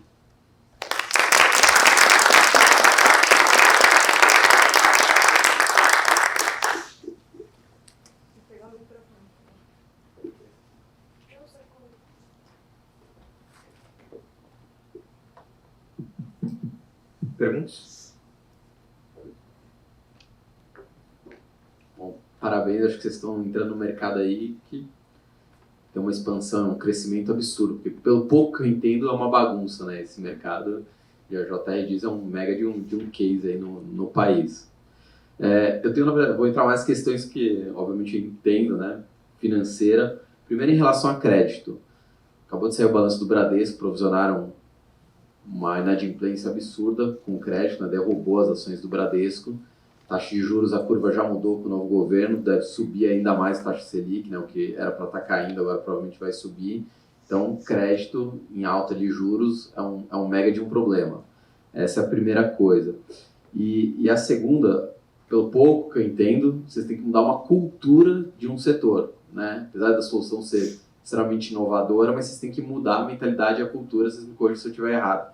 E aí eu li, né, a gente dá uma pesquisada antes, vocês estavam com a meta, acho que em abril, de cadastrar 500 novas empresas. Queria saber se vocês conseguiram já atingir essa meta, que tem um pouco a ver com essa mudança de cultura. Então são duas perguntas aí, crédito, se atingir a meta.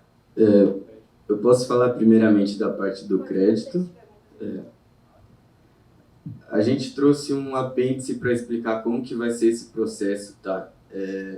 Basicamente, o que vai acontecer? A partir do momento que o centro de desmontagem vai no Octain e faz um pedido por um veículo em fim de vida, quem paga o frotista, dono do veículo, é a Octa. Dessa forma, ela vai fazer adiantamento de recebíveis por meio de um fundo de investimento de direitos creditórios e depois o CDV vai pagar o FDIC a prazo, ou seja, provavelmente cerca de 30 dias, mas seria estudado melhor. Então esse seria o esquema, porque caso não fosse via FDIC, haveria um problema de fluxo de caixa para a Octa. Então essa foi a forma que a gente arranjou.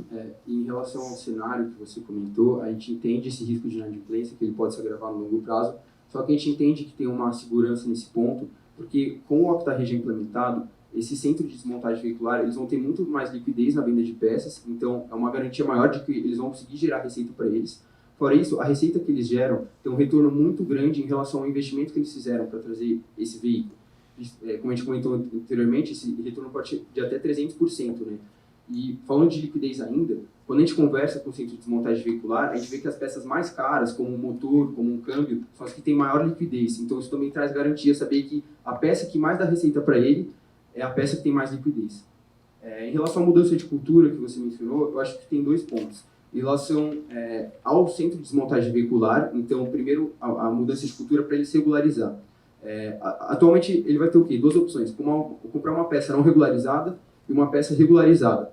A peça não regularizada, ele vai ter muitos riscos associados à procedência daquela peça. Se, por exemplo, um órgão público chega ali no CDV e vê que a peça ela não é rastreável, o centro de desmontagem veicular vai correr um risco muito sério de ele ser fechado e ele vai ter uma liquidez muito menor, porque o consumidor ele tem esse medo, ele não quer comprar uma peça que não tem rastreabilidade. Então, é natural que o centro de desmontagem veicular ele se eduque em relação a isso devido a esses fatores. E o outro ponto, em relação ao consumidor. O consumidor, existe essa barreira cultural ainda, associar muito o desmanche, uma peça usada ao crime, ao roubo. Só que eu acho que é uma tendência natural também pela racionalidade de redução de custos. Porque uma peça usada, se você vê que ela tem qualidade, você pode substituir ela vai ter um custo muito menor do que uma peça nova. Então, pela racionalidade de querer pagar mais barato, eu acho que isso também vai ser uma educação natural dentro do consumidor. E só um adendo aí, um ponto que reforça bastante essa tendência do consumidor a preferir peças regulares do que as ilegais. Porque, por exemplo, falando de um caminhoneiro autônomo, ele foi no centro de desmontagem, comprou um motor, esse motor, se não tiver etiquetado nem nada, de 2 em 2 anos ele tem a vistoria do veículo. Ele corre o risco sério do veículo ser apreendido, caso o número conste no Renavan, que é o sistema deles, como se estivesse em outro veículo em circulação. Ou seja, foi um veículo roubado e desmanchado sem baixa. Sim, eu acho que ainda um complemento só para finalizar esse ponto, abrir para outras perguntas, é que a gente acredita que o governo vai ajudar muito nisso, porque você incentivar o desmanche regularizado no Brasil é uma questão de segurança pública também. Você reduz o número de crimes com isso. Porque, como eu falei, o centro de desmontagem veicular ele vai começar a comprar peça regularizada. Então não vai fazer sentido o ladrão roubar carro para vender para o centro de desmontagem, entendeu? Então, por ser uma questão de segurança pública, a gente acredita que o governo vai entrar com fortes programas também. Só a última, vocês conseguiram chegar perto da meta, acho que era 500 empresas, né, cadastradas. Tinha essa outra pergunta.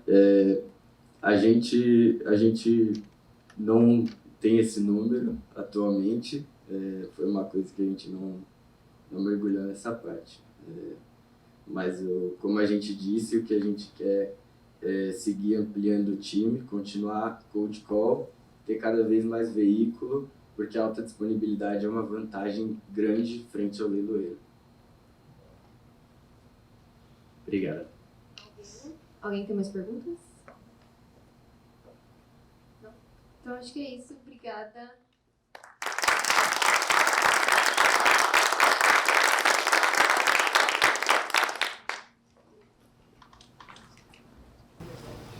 Bom, nosso terceiro grupo, campeão da modalidade de Porto Alegre, a primeira vez que a gente faz lá em Poá.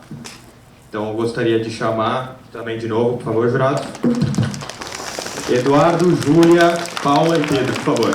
Eduardo, Pedro.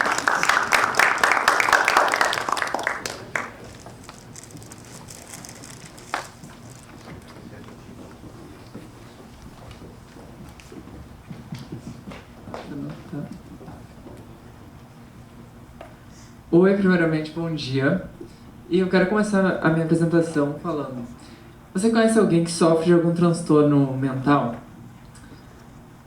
Você acha que é possível encontrar uma solução com baixo custo e alta efetividade? Você imagina que isso pode estar na palma da sua mão? Bem, meu nome é Pedro e junto a Eduarda, Paula e Júlia, apresento a tese de investimentos da startup Single, que pertence à vertical de impacto social. Em se tratando do mercado da Singulo, podemos notar que ele é extremamente vasto. 30% da população brasileira possui algum transtorno mental diagnosticado, e a OMS afirma que até 2030 a depressão será a doença mais comum do mundo, junto ao câncer e doenças cardiovasculares. Esse dado deixa também o país como líder em ansiedade no ranking global. Bem, ademais, 53% da população afirma que teve sua saúde mental prejudicada durante a pandemia do Covid-19.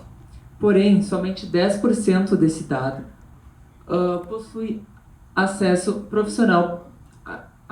à ajuda profissional psicológica, o que relata um grande problema social do país.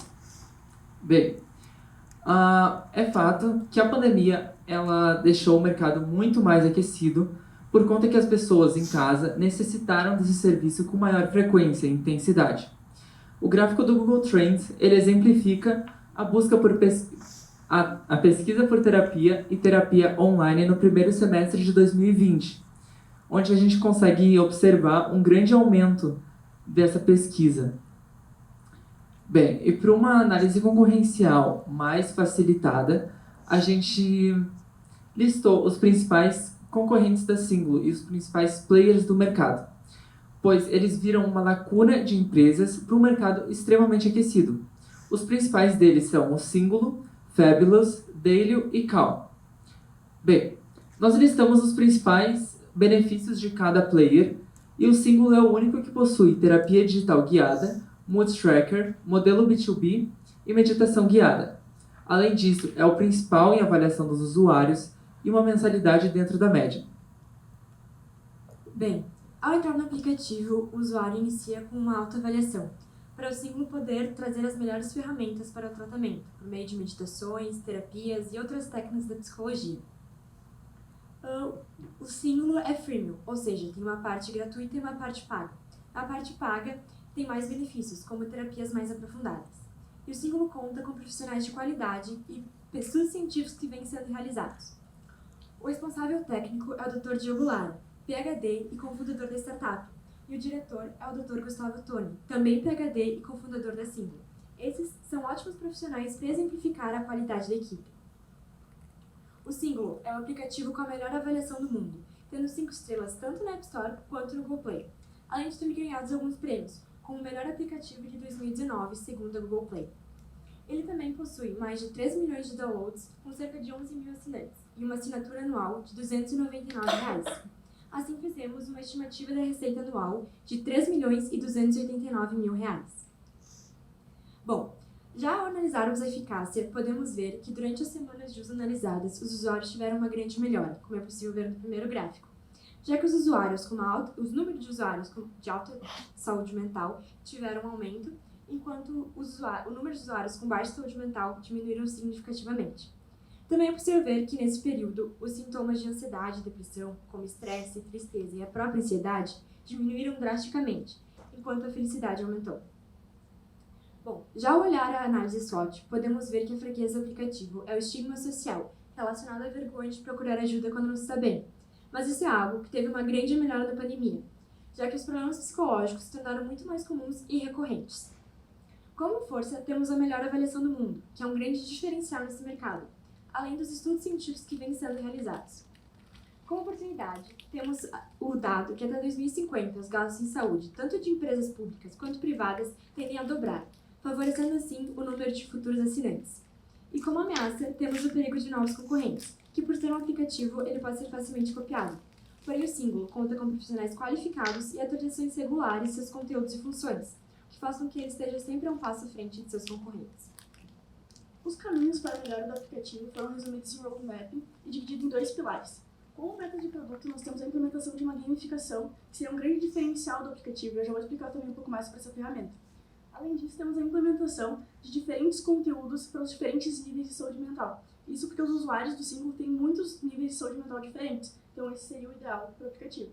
Além disso, as metas de marketing que nós temos é o investimento no TikTok, onde seria um grande impulsionador da marca, além do tráfego pago, que traria o aumento de seguidores no Instagram, e também uma opção que o aplicativo poderia oferecer de recomendação a outras pessoas.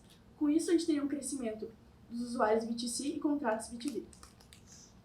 Bom, os responsáveis pelo aplicativo nos comentaram que os usuários usam o aplicativo por um tempo, têm uma melhora, param de usar e só depois voltam a ter o uso de novo.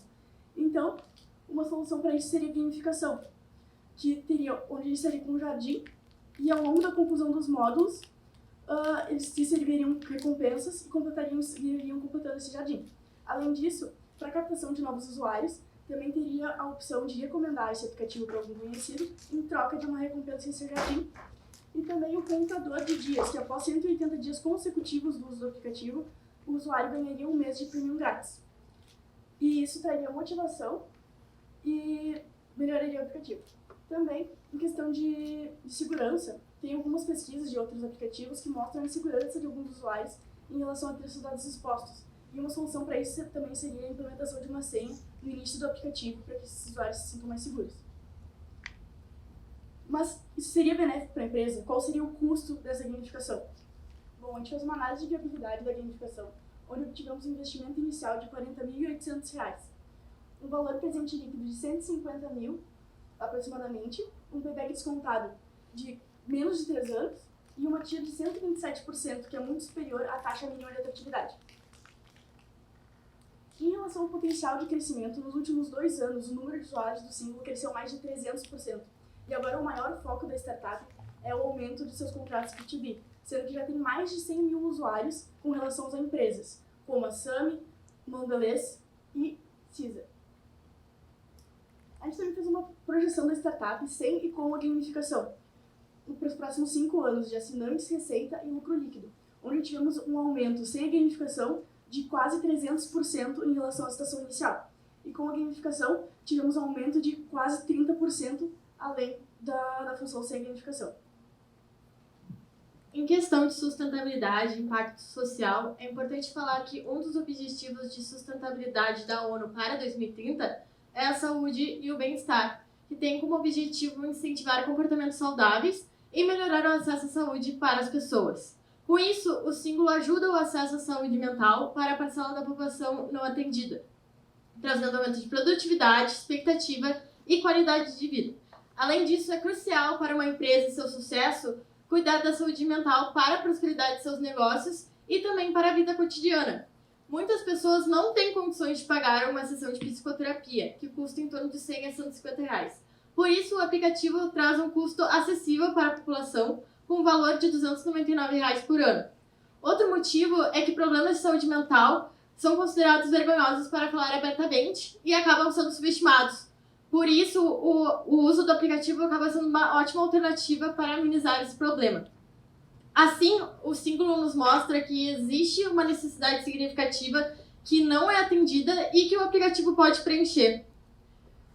Assim, na parte final, em uma visão geral, o símbolo tem como objetivo democratizar o acesso à saúde mental, aliado ao fator de escalabilidade, além da boa qualidade técnica incorporada no aplicativo. Em questão de mercado, há um grande potencial de crescimento no número de pessoas com doenças mentais nos próximos anos. Consequentemente, o número de usuários tende a crescer cada vez mais. Assim, a startup se torna atraente para investidores na modalidade Venture Capital. Por fim, trazemos a reflexão de que saúde mental não é sobre não sentir coisas ruins, é sobre não se deixar dominar por elas. Obrigado! Obrigada, pessoal. Alguém tem perguntas? Pessoal, primeiro, parabéns. Para vocês no mundo, quem que é um benchmark? Que vocês acham que é um modelo para onde vocês querem chegar? Então, tem vários aplicativos desse modelo mais fora do Brasil. Aqui o símbolo ele se torna um melhor. Então, acredito que o aplicativo ideal seria um internacionalizado e alcançar um nível de acesso para mais pessoas, mais usuários, consequentemente mais assinantes. Bom, hoje em dia eu não vejo um aplicativo ideal, na verdade, por conta de esses players serem muito recentes, historicamente, assim falando. E o Single, ele é o melhor do Brasil, tanto em avaliações como em outros pontos. Então eu acho que talvez o ideal seria olhar realmente para fora.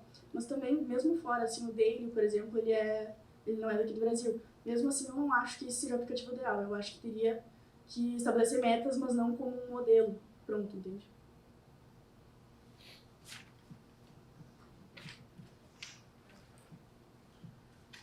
Não, achei que você ia levantar a mão. Alguém tem mais pergunta? Bom, acho que é isso então. Obrigada. Muito obrigada. Muito obrigada. Bora para a última apresentação. Depois de problemas logísticos, é um prazer falar que o grupo campeão da modalidade de BH chegou. Então, pela última vez, repetindo a nossa tradição, por favor. Queria chamar para o palco Axel, Isadora e Márcia.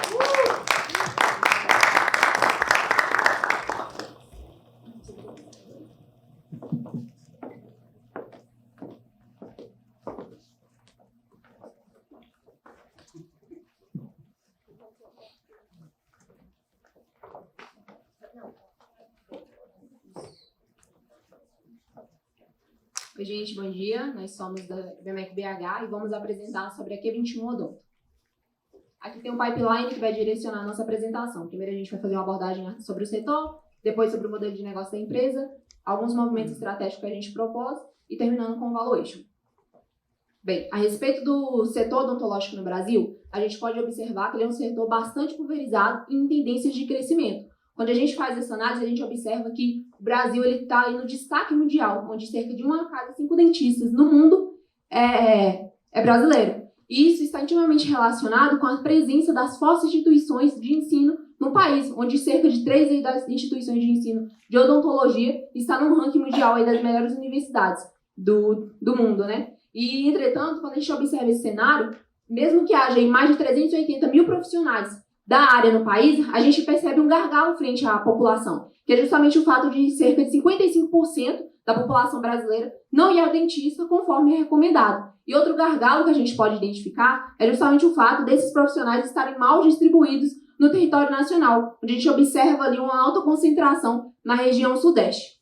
Bem, e por meio de uma pesquisa de mercado que a gente realizou, com cerca de uma amostra de 92 pessoas, sendo elas dentistas e estudantes de odontologia, a gente pode observar mais profundamente quais que são esses reais desafios que é enfrentado por esses profissionais no exercício da sua profissão. Embora a gente tenha encontrado ali que a questão das faltas dos pacientes da nossa pesquisa tenha dado baixa, quando a gente analisa o cenário Brasil, a gente percebe que esse percentual ainda é significativo. Outro ponto também é o fato do profissional ter uma alta dependência no uso da secretária, onde tanto nas nossas pesquisas quanto a nível Brasil a gente identifica que eles utilizam mais de uma secretária por profissional. E outros pontos é o fato justamente dos dentistas da nossa pesquisa, eles ainda não utilizarem nenhum sistema de gestão e até mesmo os estudantes da odontologia ainda não conhecerem um sistema de gestão para a odontologia, o que leva também o fato de que aqueles que conhecem já utilizam terem relatado o fato de existir uma alta complexidade, o que corrobora também para as dificuldades que esses profissionais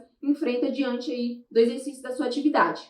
Bem, e o que seria a Q21? A gente percebe que a Q21 não vem mais só como uma plataforma de gestão odontológica no mercado. Ela se baseia em 4 principais pilares, que é justamente o foco no cliente, o foco na geração de qualidade por meio do sorriso desse cliente, o foco na comunicação e na gestão. E tudo isso só é possível por meio da fundadora e CEO, a Fernanda Bartolomeu. Ela é especialista, mestre e doutora em odontopediatria, tem mais de 36 anos de experiência no mercado, o que permite que essa profissional ela tenha desenvolvido ao longo desses anos uma expertise muito grande acerca do seu público-alvo, que são os dentistas, e ela consiga identificar quais são as reais dores desse cliente a fim de solucioná-las.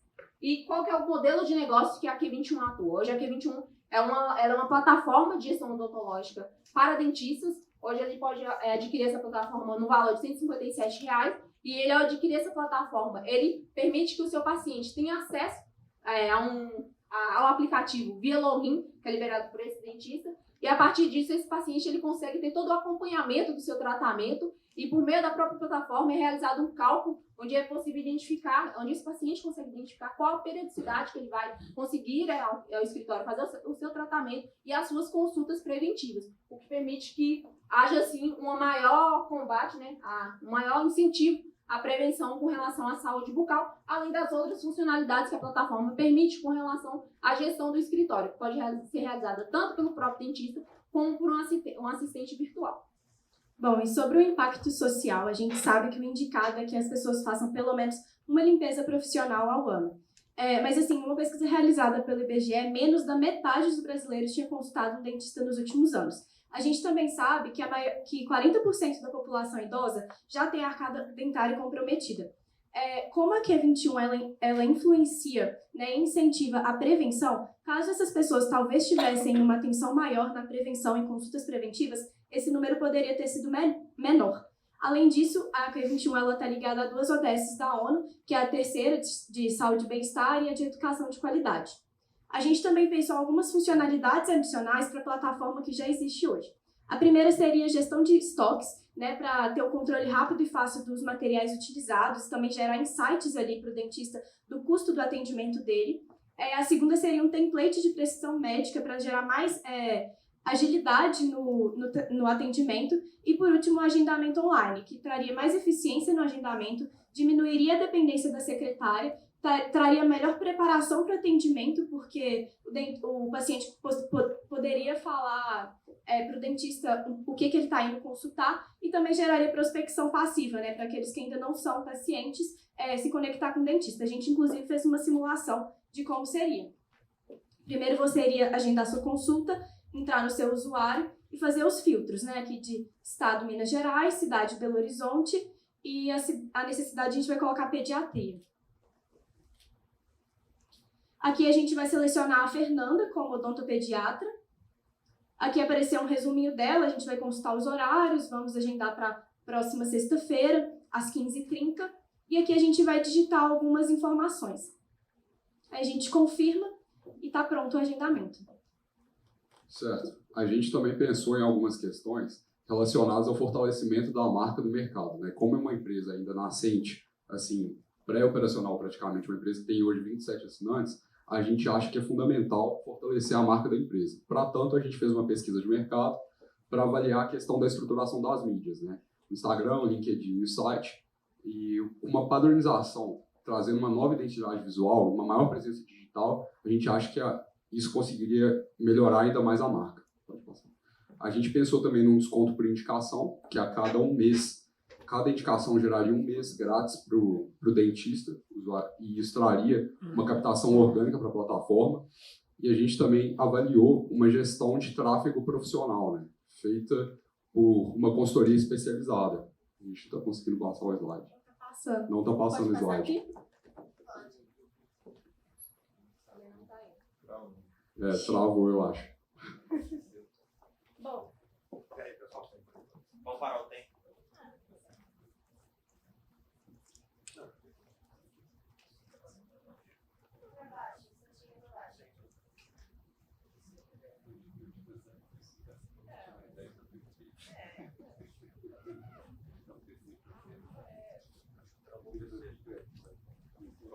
Isso, acho que voltou. Tá voltando o tempo? Pode falar? Pode voltar se quiser no primeiro bloco, fica tranquilo aí. Beleza, sem problema. Pode ir? Então, não, pode voltar para aquele último. Isso. A gente acredita também que uma gestão de tráfego profissional poderia alavancar ainda mais o número de assinantes para a plataforma, né? A gente fez uma pesquisa de mercado com uma consultoria profissional e a gente chegou ao investimento de R$8.000 por mês, que geraria um número de visitas de aproximadamente 10.667 e isso traria uma taxa de conversão de 0,5% a 1% para a base de assinantes. Bem, aqui analisando os concorrentes, a gente chegou em 3 principais concorrentes aqui a nível Brasil, né?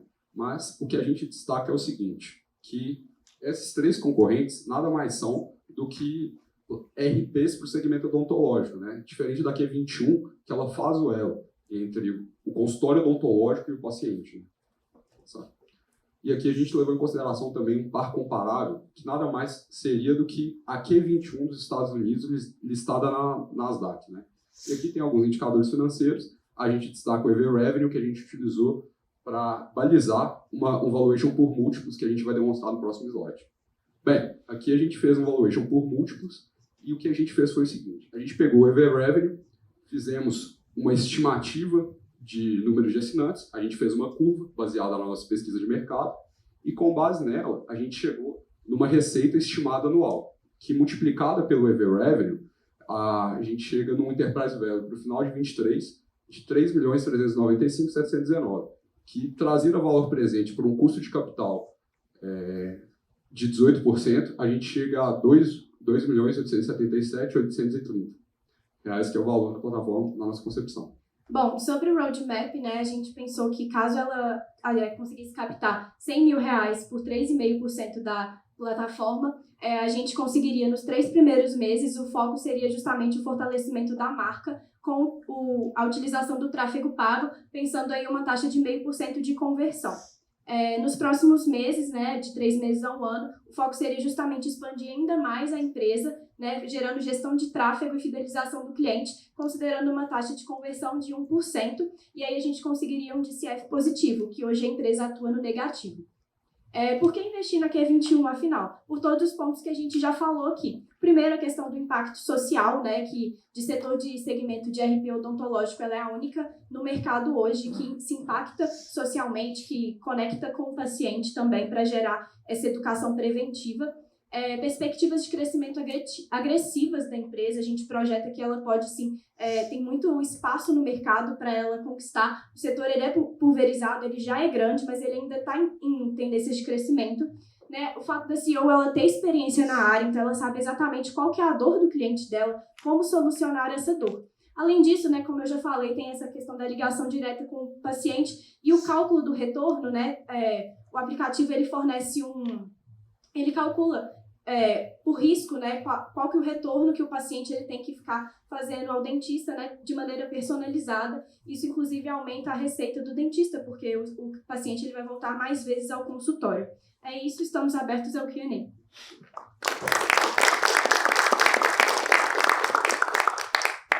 Perguntas? Bom, parabéns. Eu queria entender, não ficou muito claro para mim, qual que é a interface do usuário, do paciente. É um aplicativo, é uma plataforma? Como que ele agenda isso? Eu não entendi, não ficou muito claro para mim. Entendi. Quem contrata a plataforma é o dentista. O dentista ele tem uma plataforma no escritório dele, uma plataforma de gestão. E aí o dentista, quando o paciente vai lá, ele passa um código de acesso, o paciente baixa o aplicativo, e aí no aplicativo ele consegue ter um chat direcionado com o dentista, receber avisos, por exemplo, nos deu o exemplo como ela é pediatra, hoje você tem que lembrar de escovar os dentes, aí vai chegando os avisos ali para o paciente também tem todo o controle do histórico dele no aplicativo, né, e ele vai recebendo alertas preventivos de quando está chegando a data próxima do retorno, quando ele precisa estar voltando ao agendamento, esse tipo de coisa. Então ele tem que baixar um app para ter esse relacionamento. Sim. Exato, mas não é algo obrigatório. Se ele não optar em usar o app, ele pode receber essas notificações via e-mail também. As perguntas?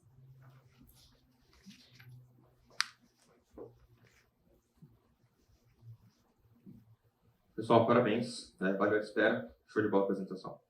O que pode dar errado no plano de vocês? Hoje a gente vê assim, como principal risco da Q21 a questão da dependência da Fernanda, né? Que hoje ela é a cara do negócio e assim, a maior dificuldade que a gente teria num segundo momento em que a empresa pegasse tração seria tirar essa dependência da Fernanda e fazer a plataforma rodar sozinha. Outros riscos que a gente aponta também seria o surgimento de novas plataformas similares, né? Ou que as plataformas atuais acrescentassem no seu escopo ali a questão do aplicativo, do elo com o paciente, né? Também a dificuldade de adesão por profissionais mais antigos que têm essa objeção por tecnologia, né? A gente percebeu algo disso na nossa pesquisa de mercado, aumento dos custos trabalhistas e também um concorrente da empresa conseguir uma rodada de investimento e conseguir se alavancar mais no mercado, né? Tirando um pouco aí de market share da empresa. Jurados, mais alguma pergunta? Eu tenho.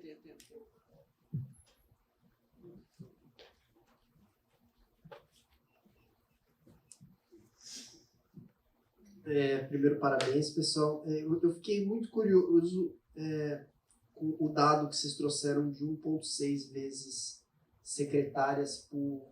a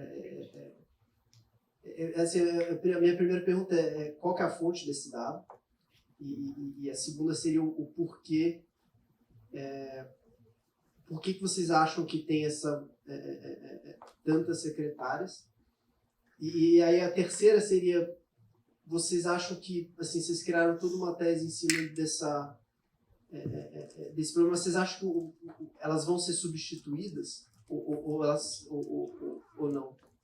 Então, o que a gente percebeu pela pesquisa é que os dentistas, eles não são pessoas gestoras, né? Eles não conseguem gerir bem o consultório deles, eles são extremamente dependentes da secretária, tá?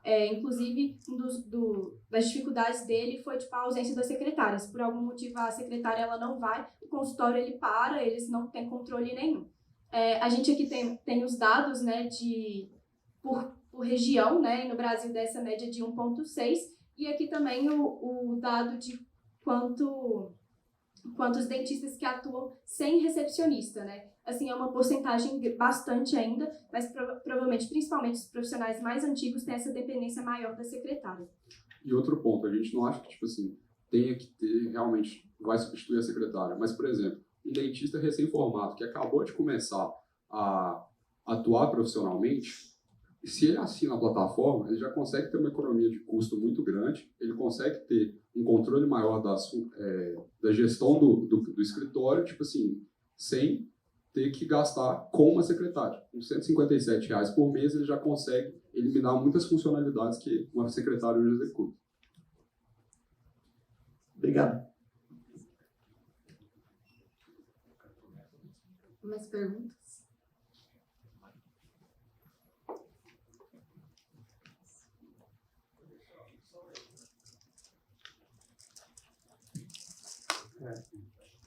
Obrigado, acho que ficou muito claro, bem simples de entender o que vocês estão oferecendo. Por outro lado, tem vários softwares hoje de gestão para médicos, né? Um doutor Consulta da Vida ou algum outro desse tipo, não pode substituir o que vocês estão oferecendo?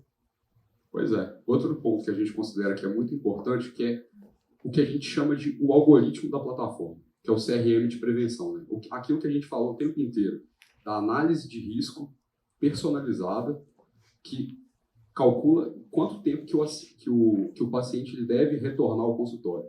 Isso é um algoritmo elaborado pela Fernanda. Ela fez um cálculo baseado numa análise de risco que oferece esse diagnóstico personalizado para cada cliente, né? Quanto tempo ele deve voltar de acordo com a situação da saúde bucal dele hoje. Então, assim, a gente acredita que esse é uma barreira de entrada importante, porque a Fernanda ela tem um know-how muito grande no setor. Como a gente falou, ela tem 36 anos de experiência. Eu acho que replicar esse tipo de algoritmo seria algo bastante difícil.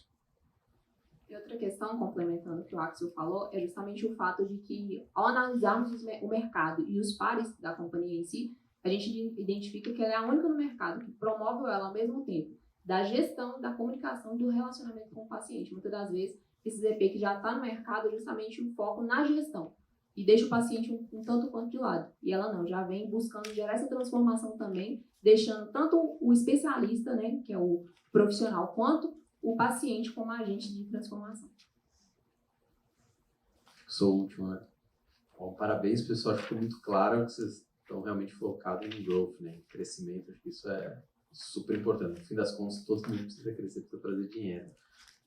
Só um ponto que eu queria entender, como que o público-alvo de vocês, no caso os dentistas, como que eles vão ter essa percepção de valor? Vamos colocar aqui um persona, né? Eu sou um dentista, ou tem uma secretária já há muitos anos, ou tem um software que já faz gestão do minha cliente, sabe que ninguém gosta de trocar de software, né? Porque está acostumado ali, ninguém gosta de muito trabalho.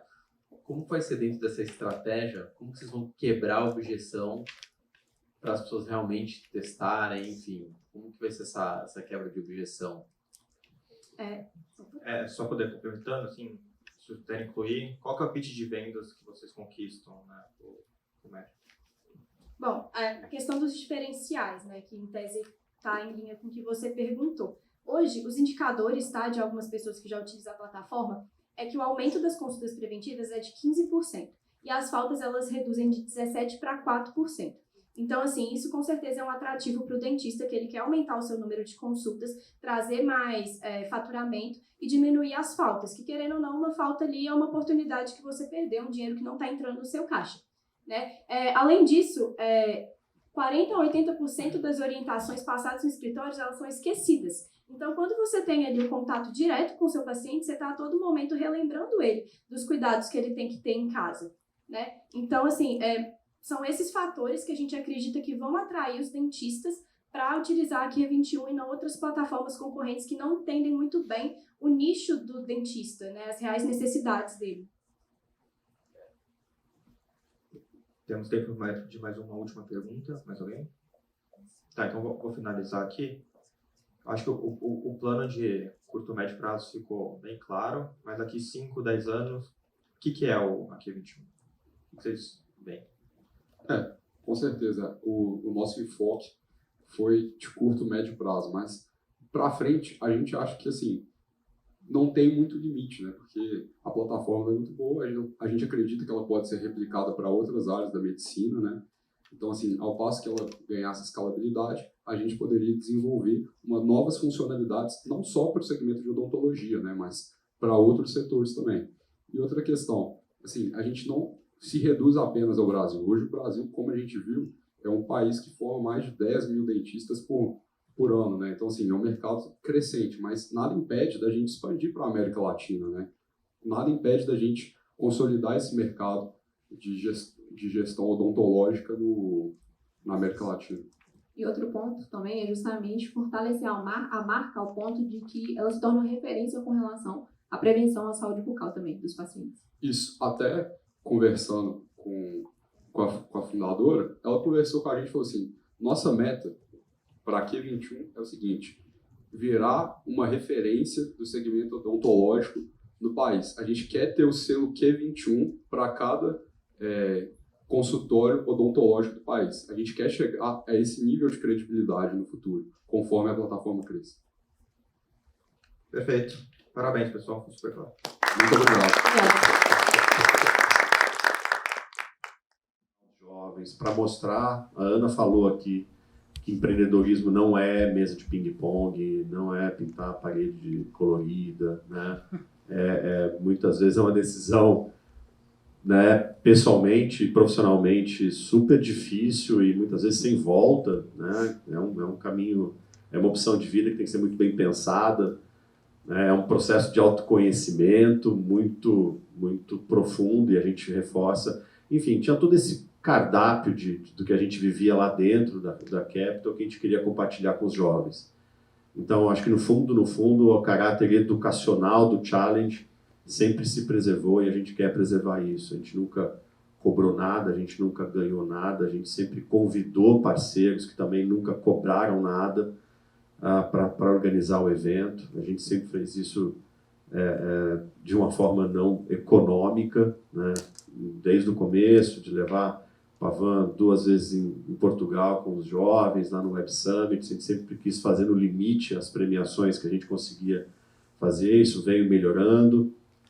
Começamos com 100 pessoas, acho que nem isso no primeiro ano, alguma coisa por aí. Esse ano a gente foi para 2.600, 2.700 inscritos, então criou uma potência muito legal.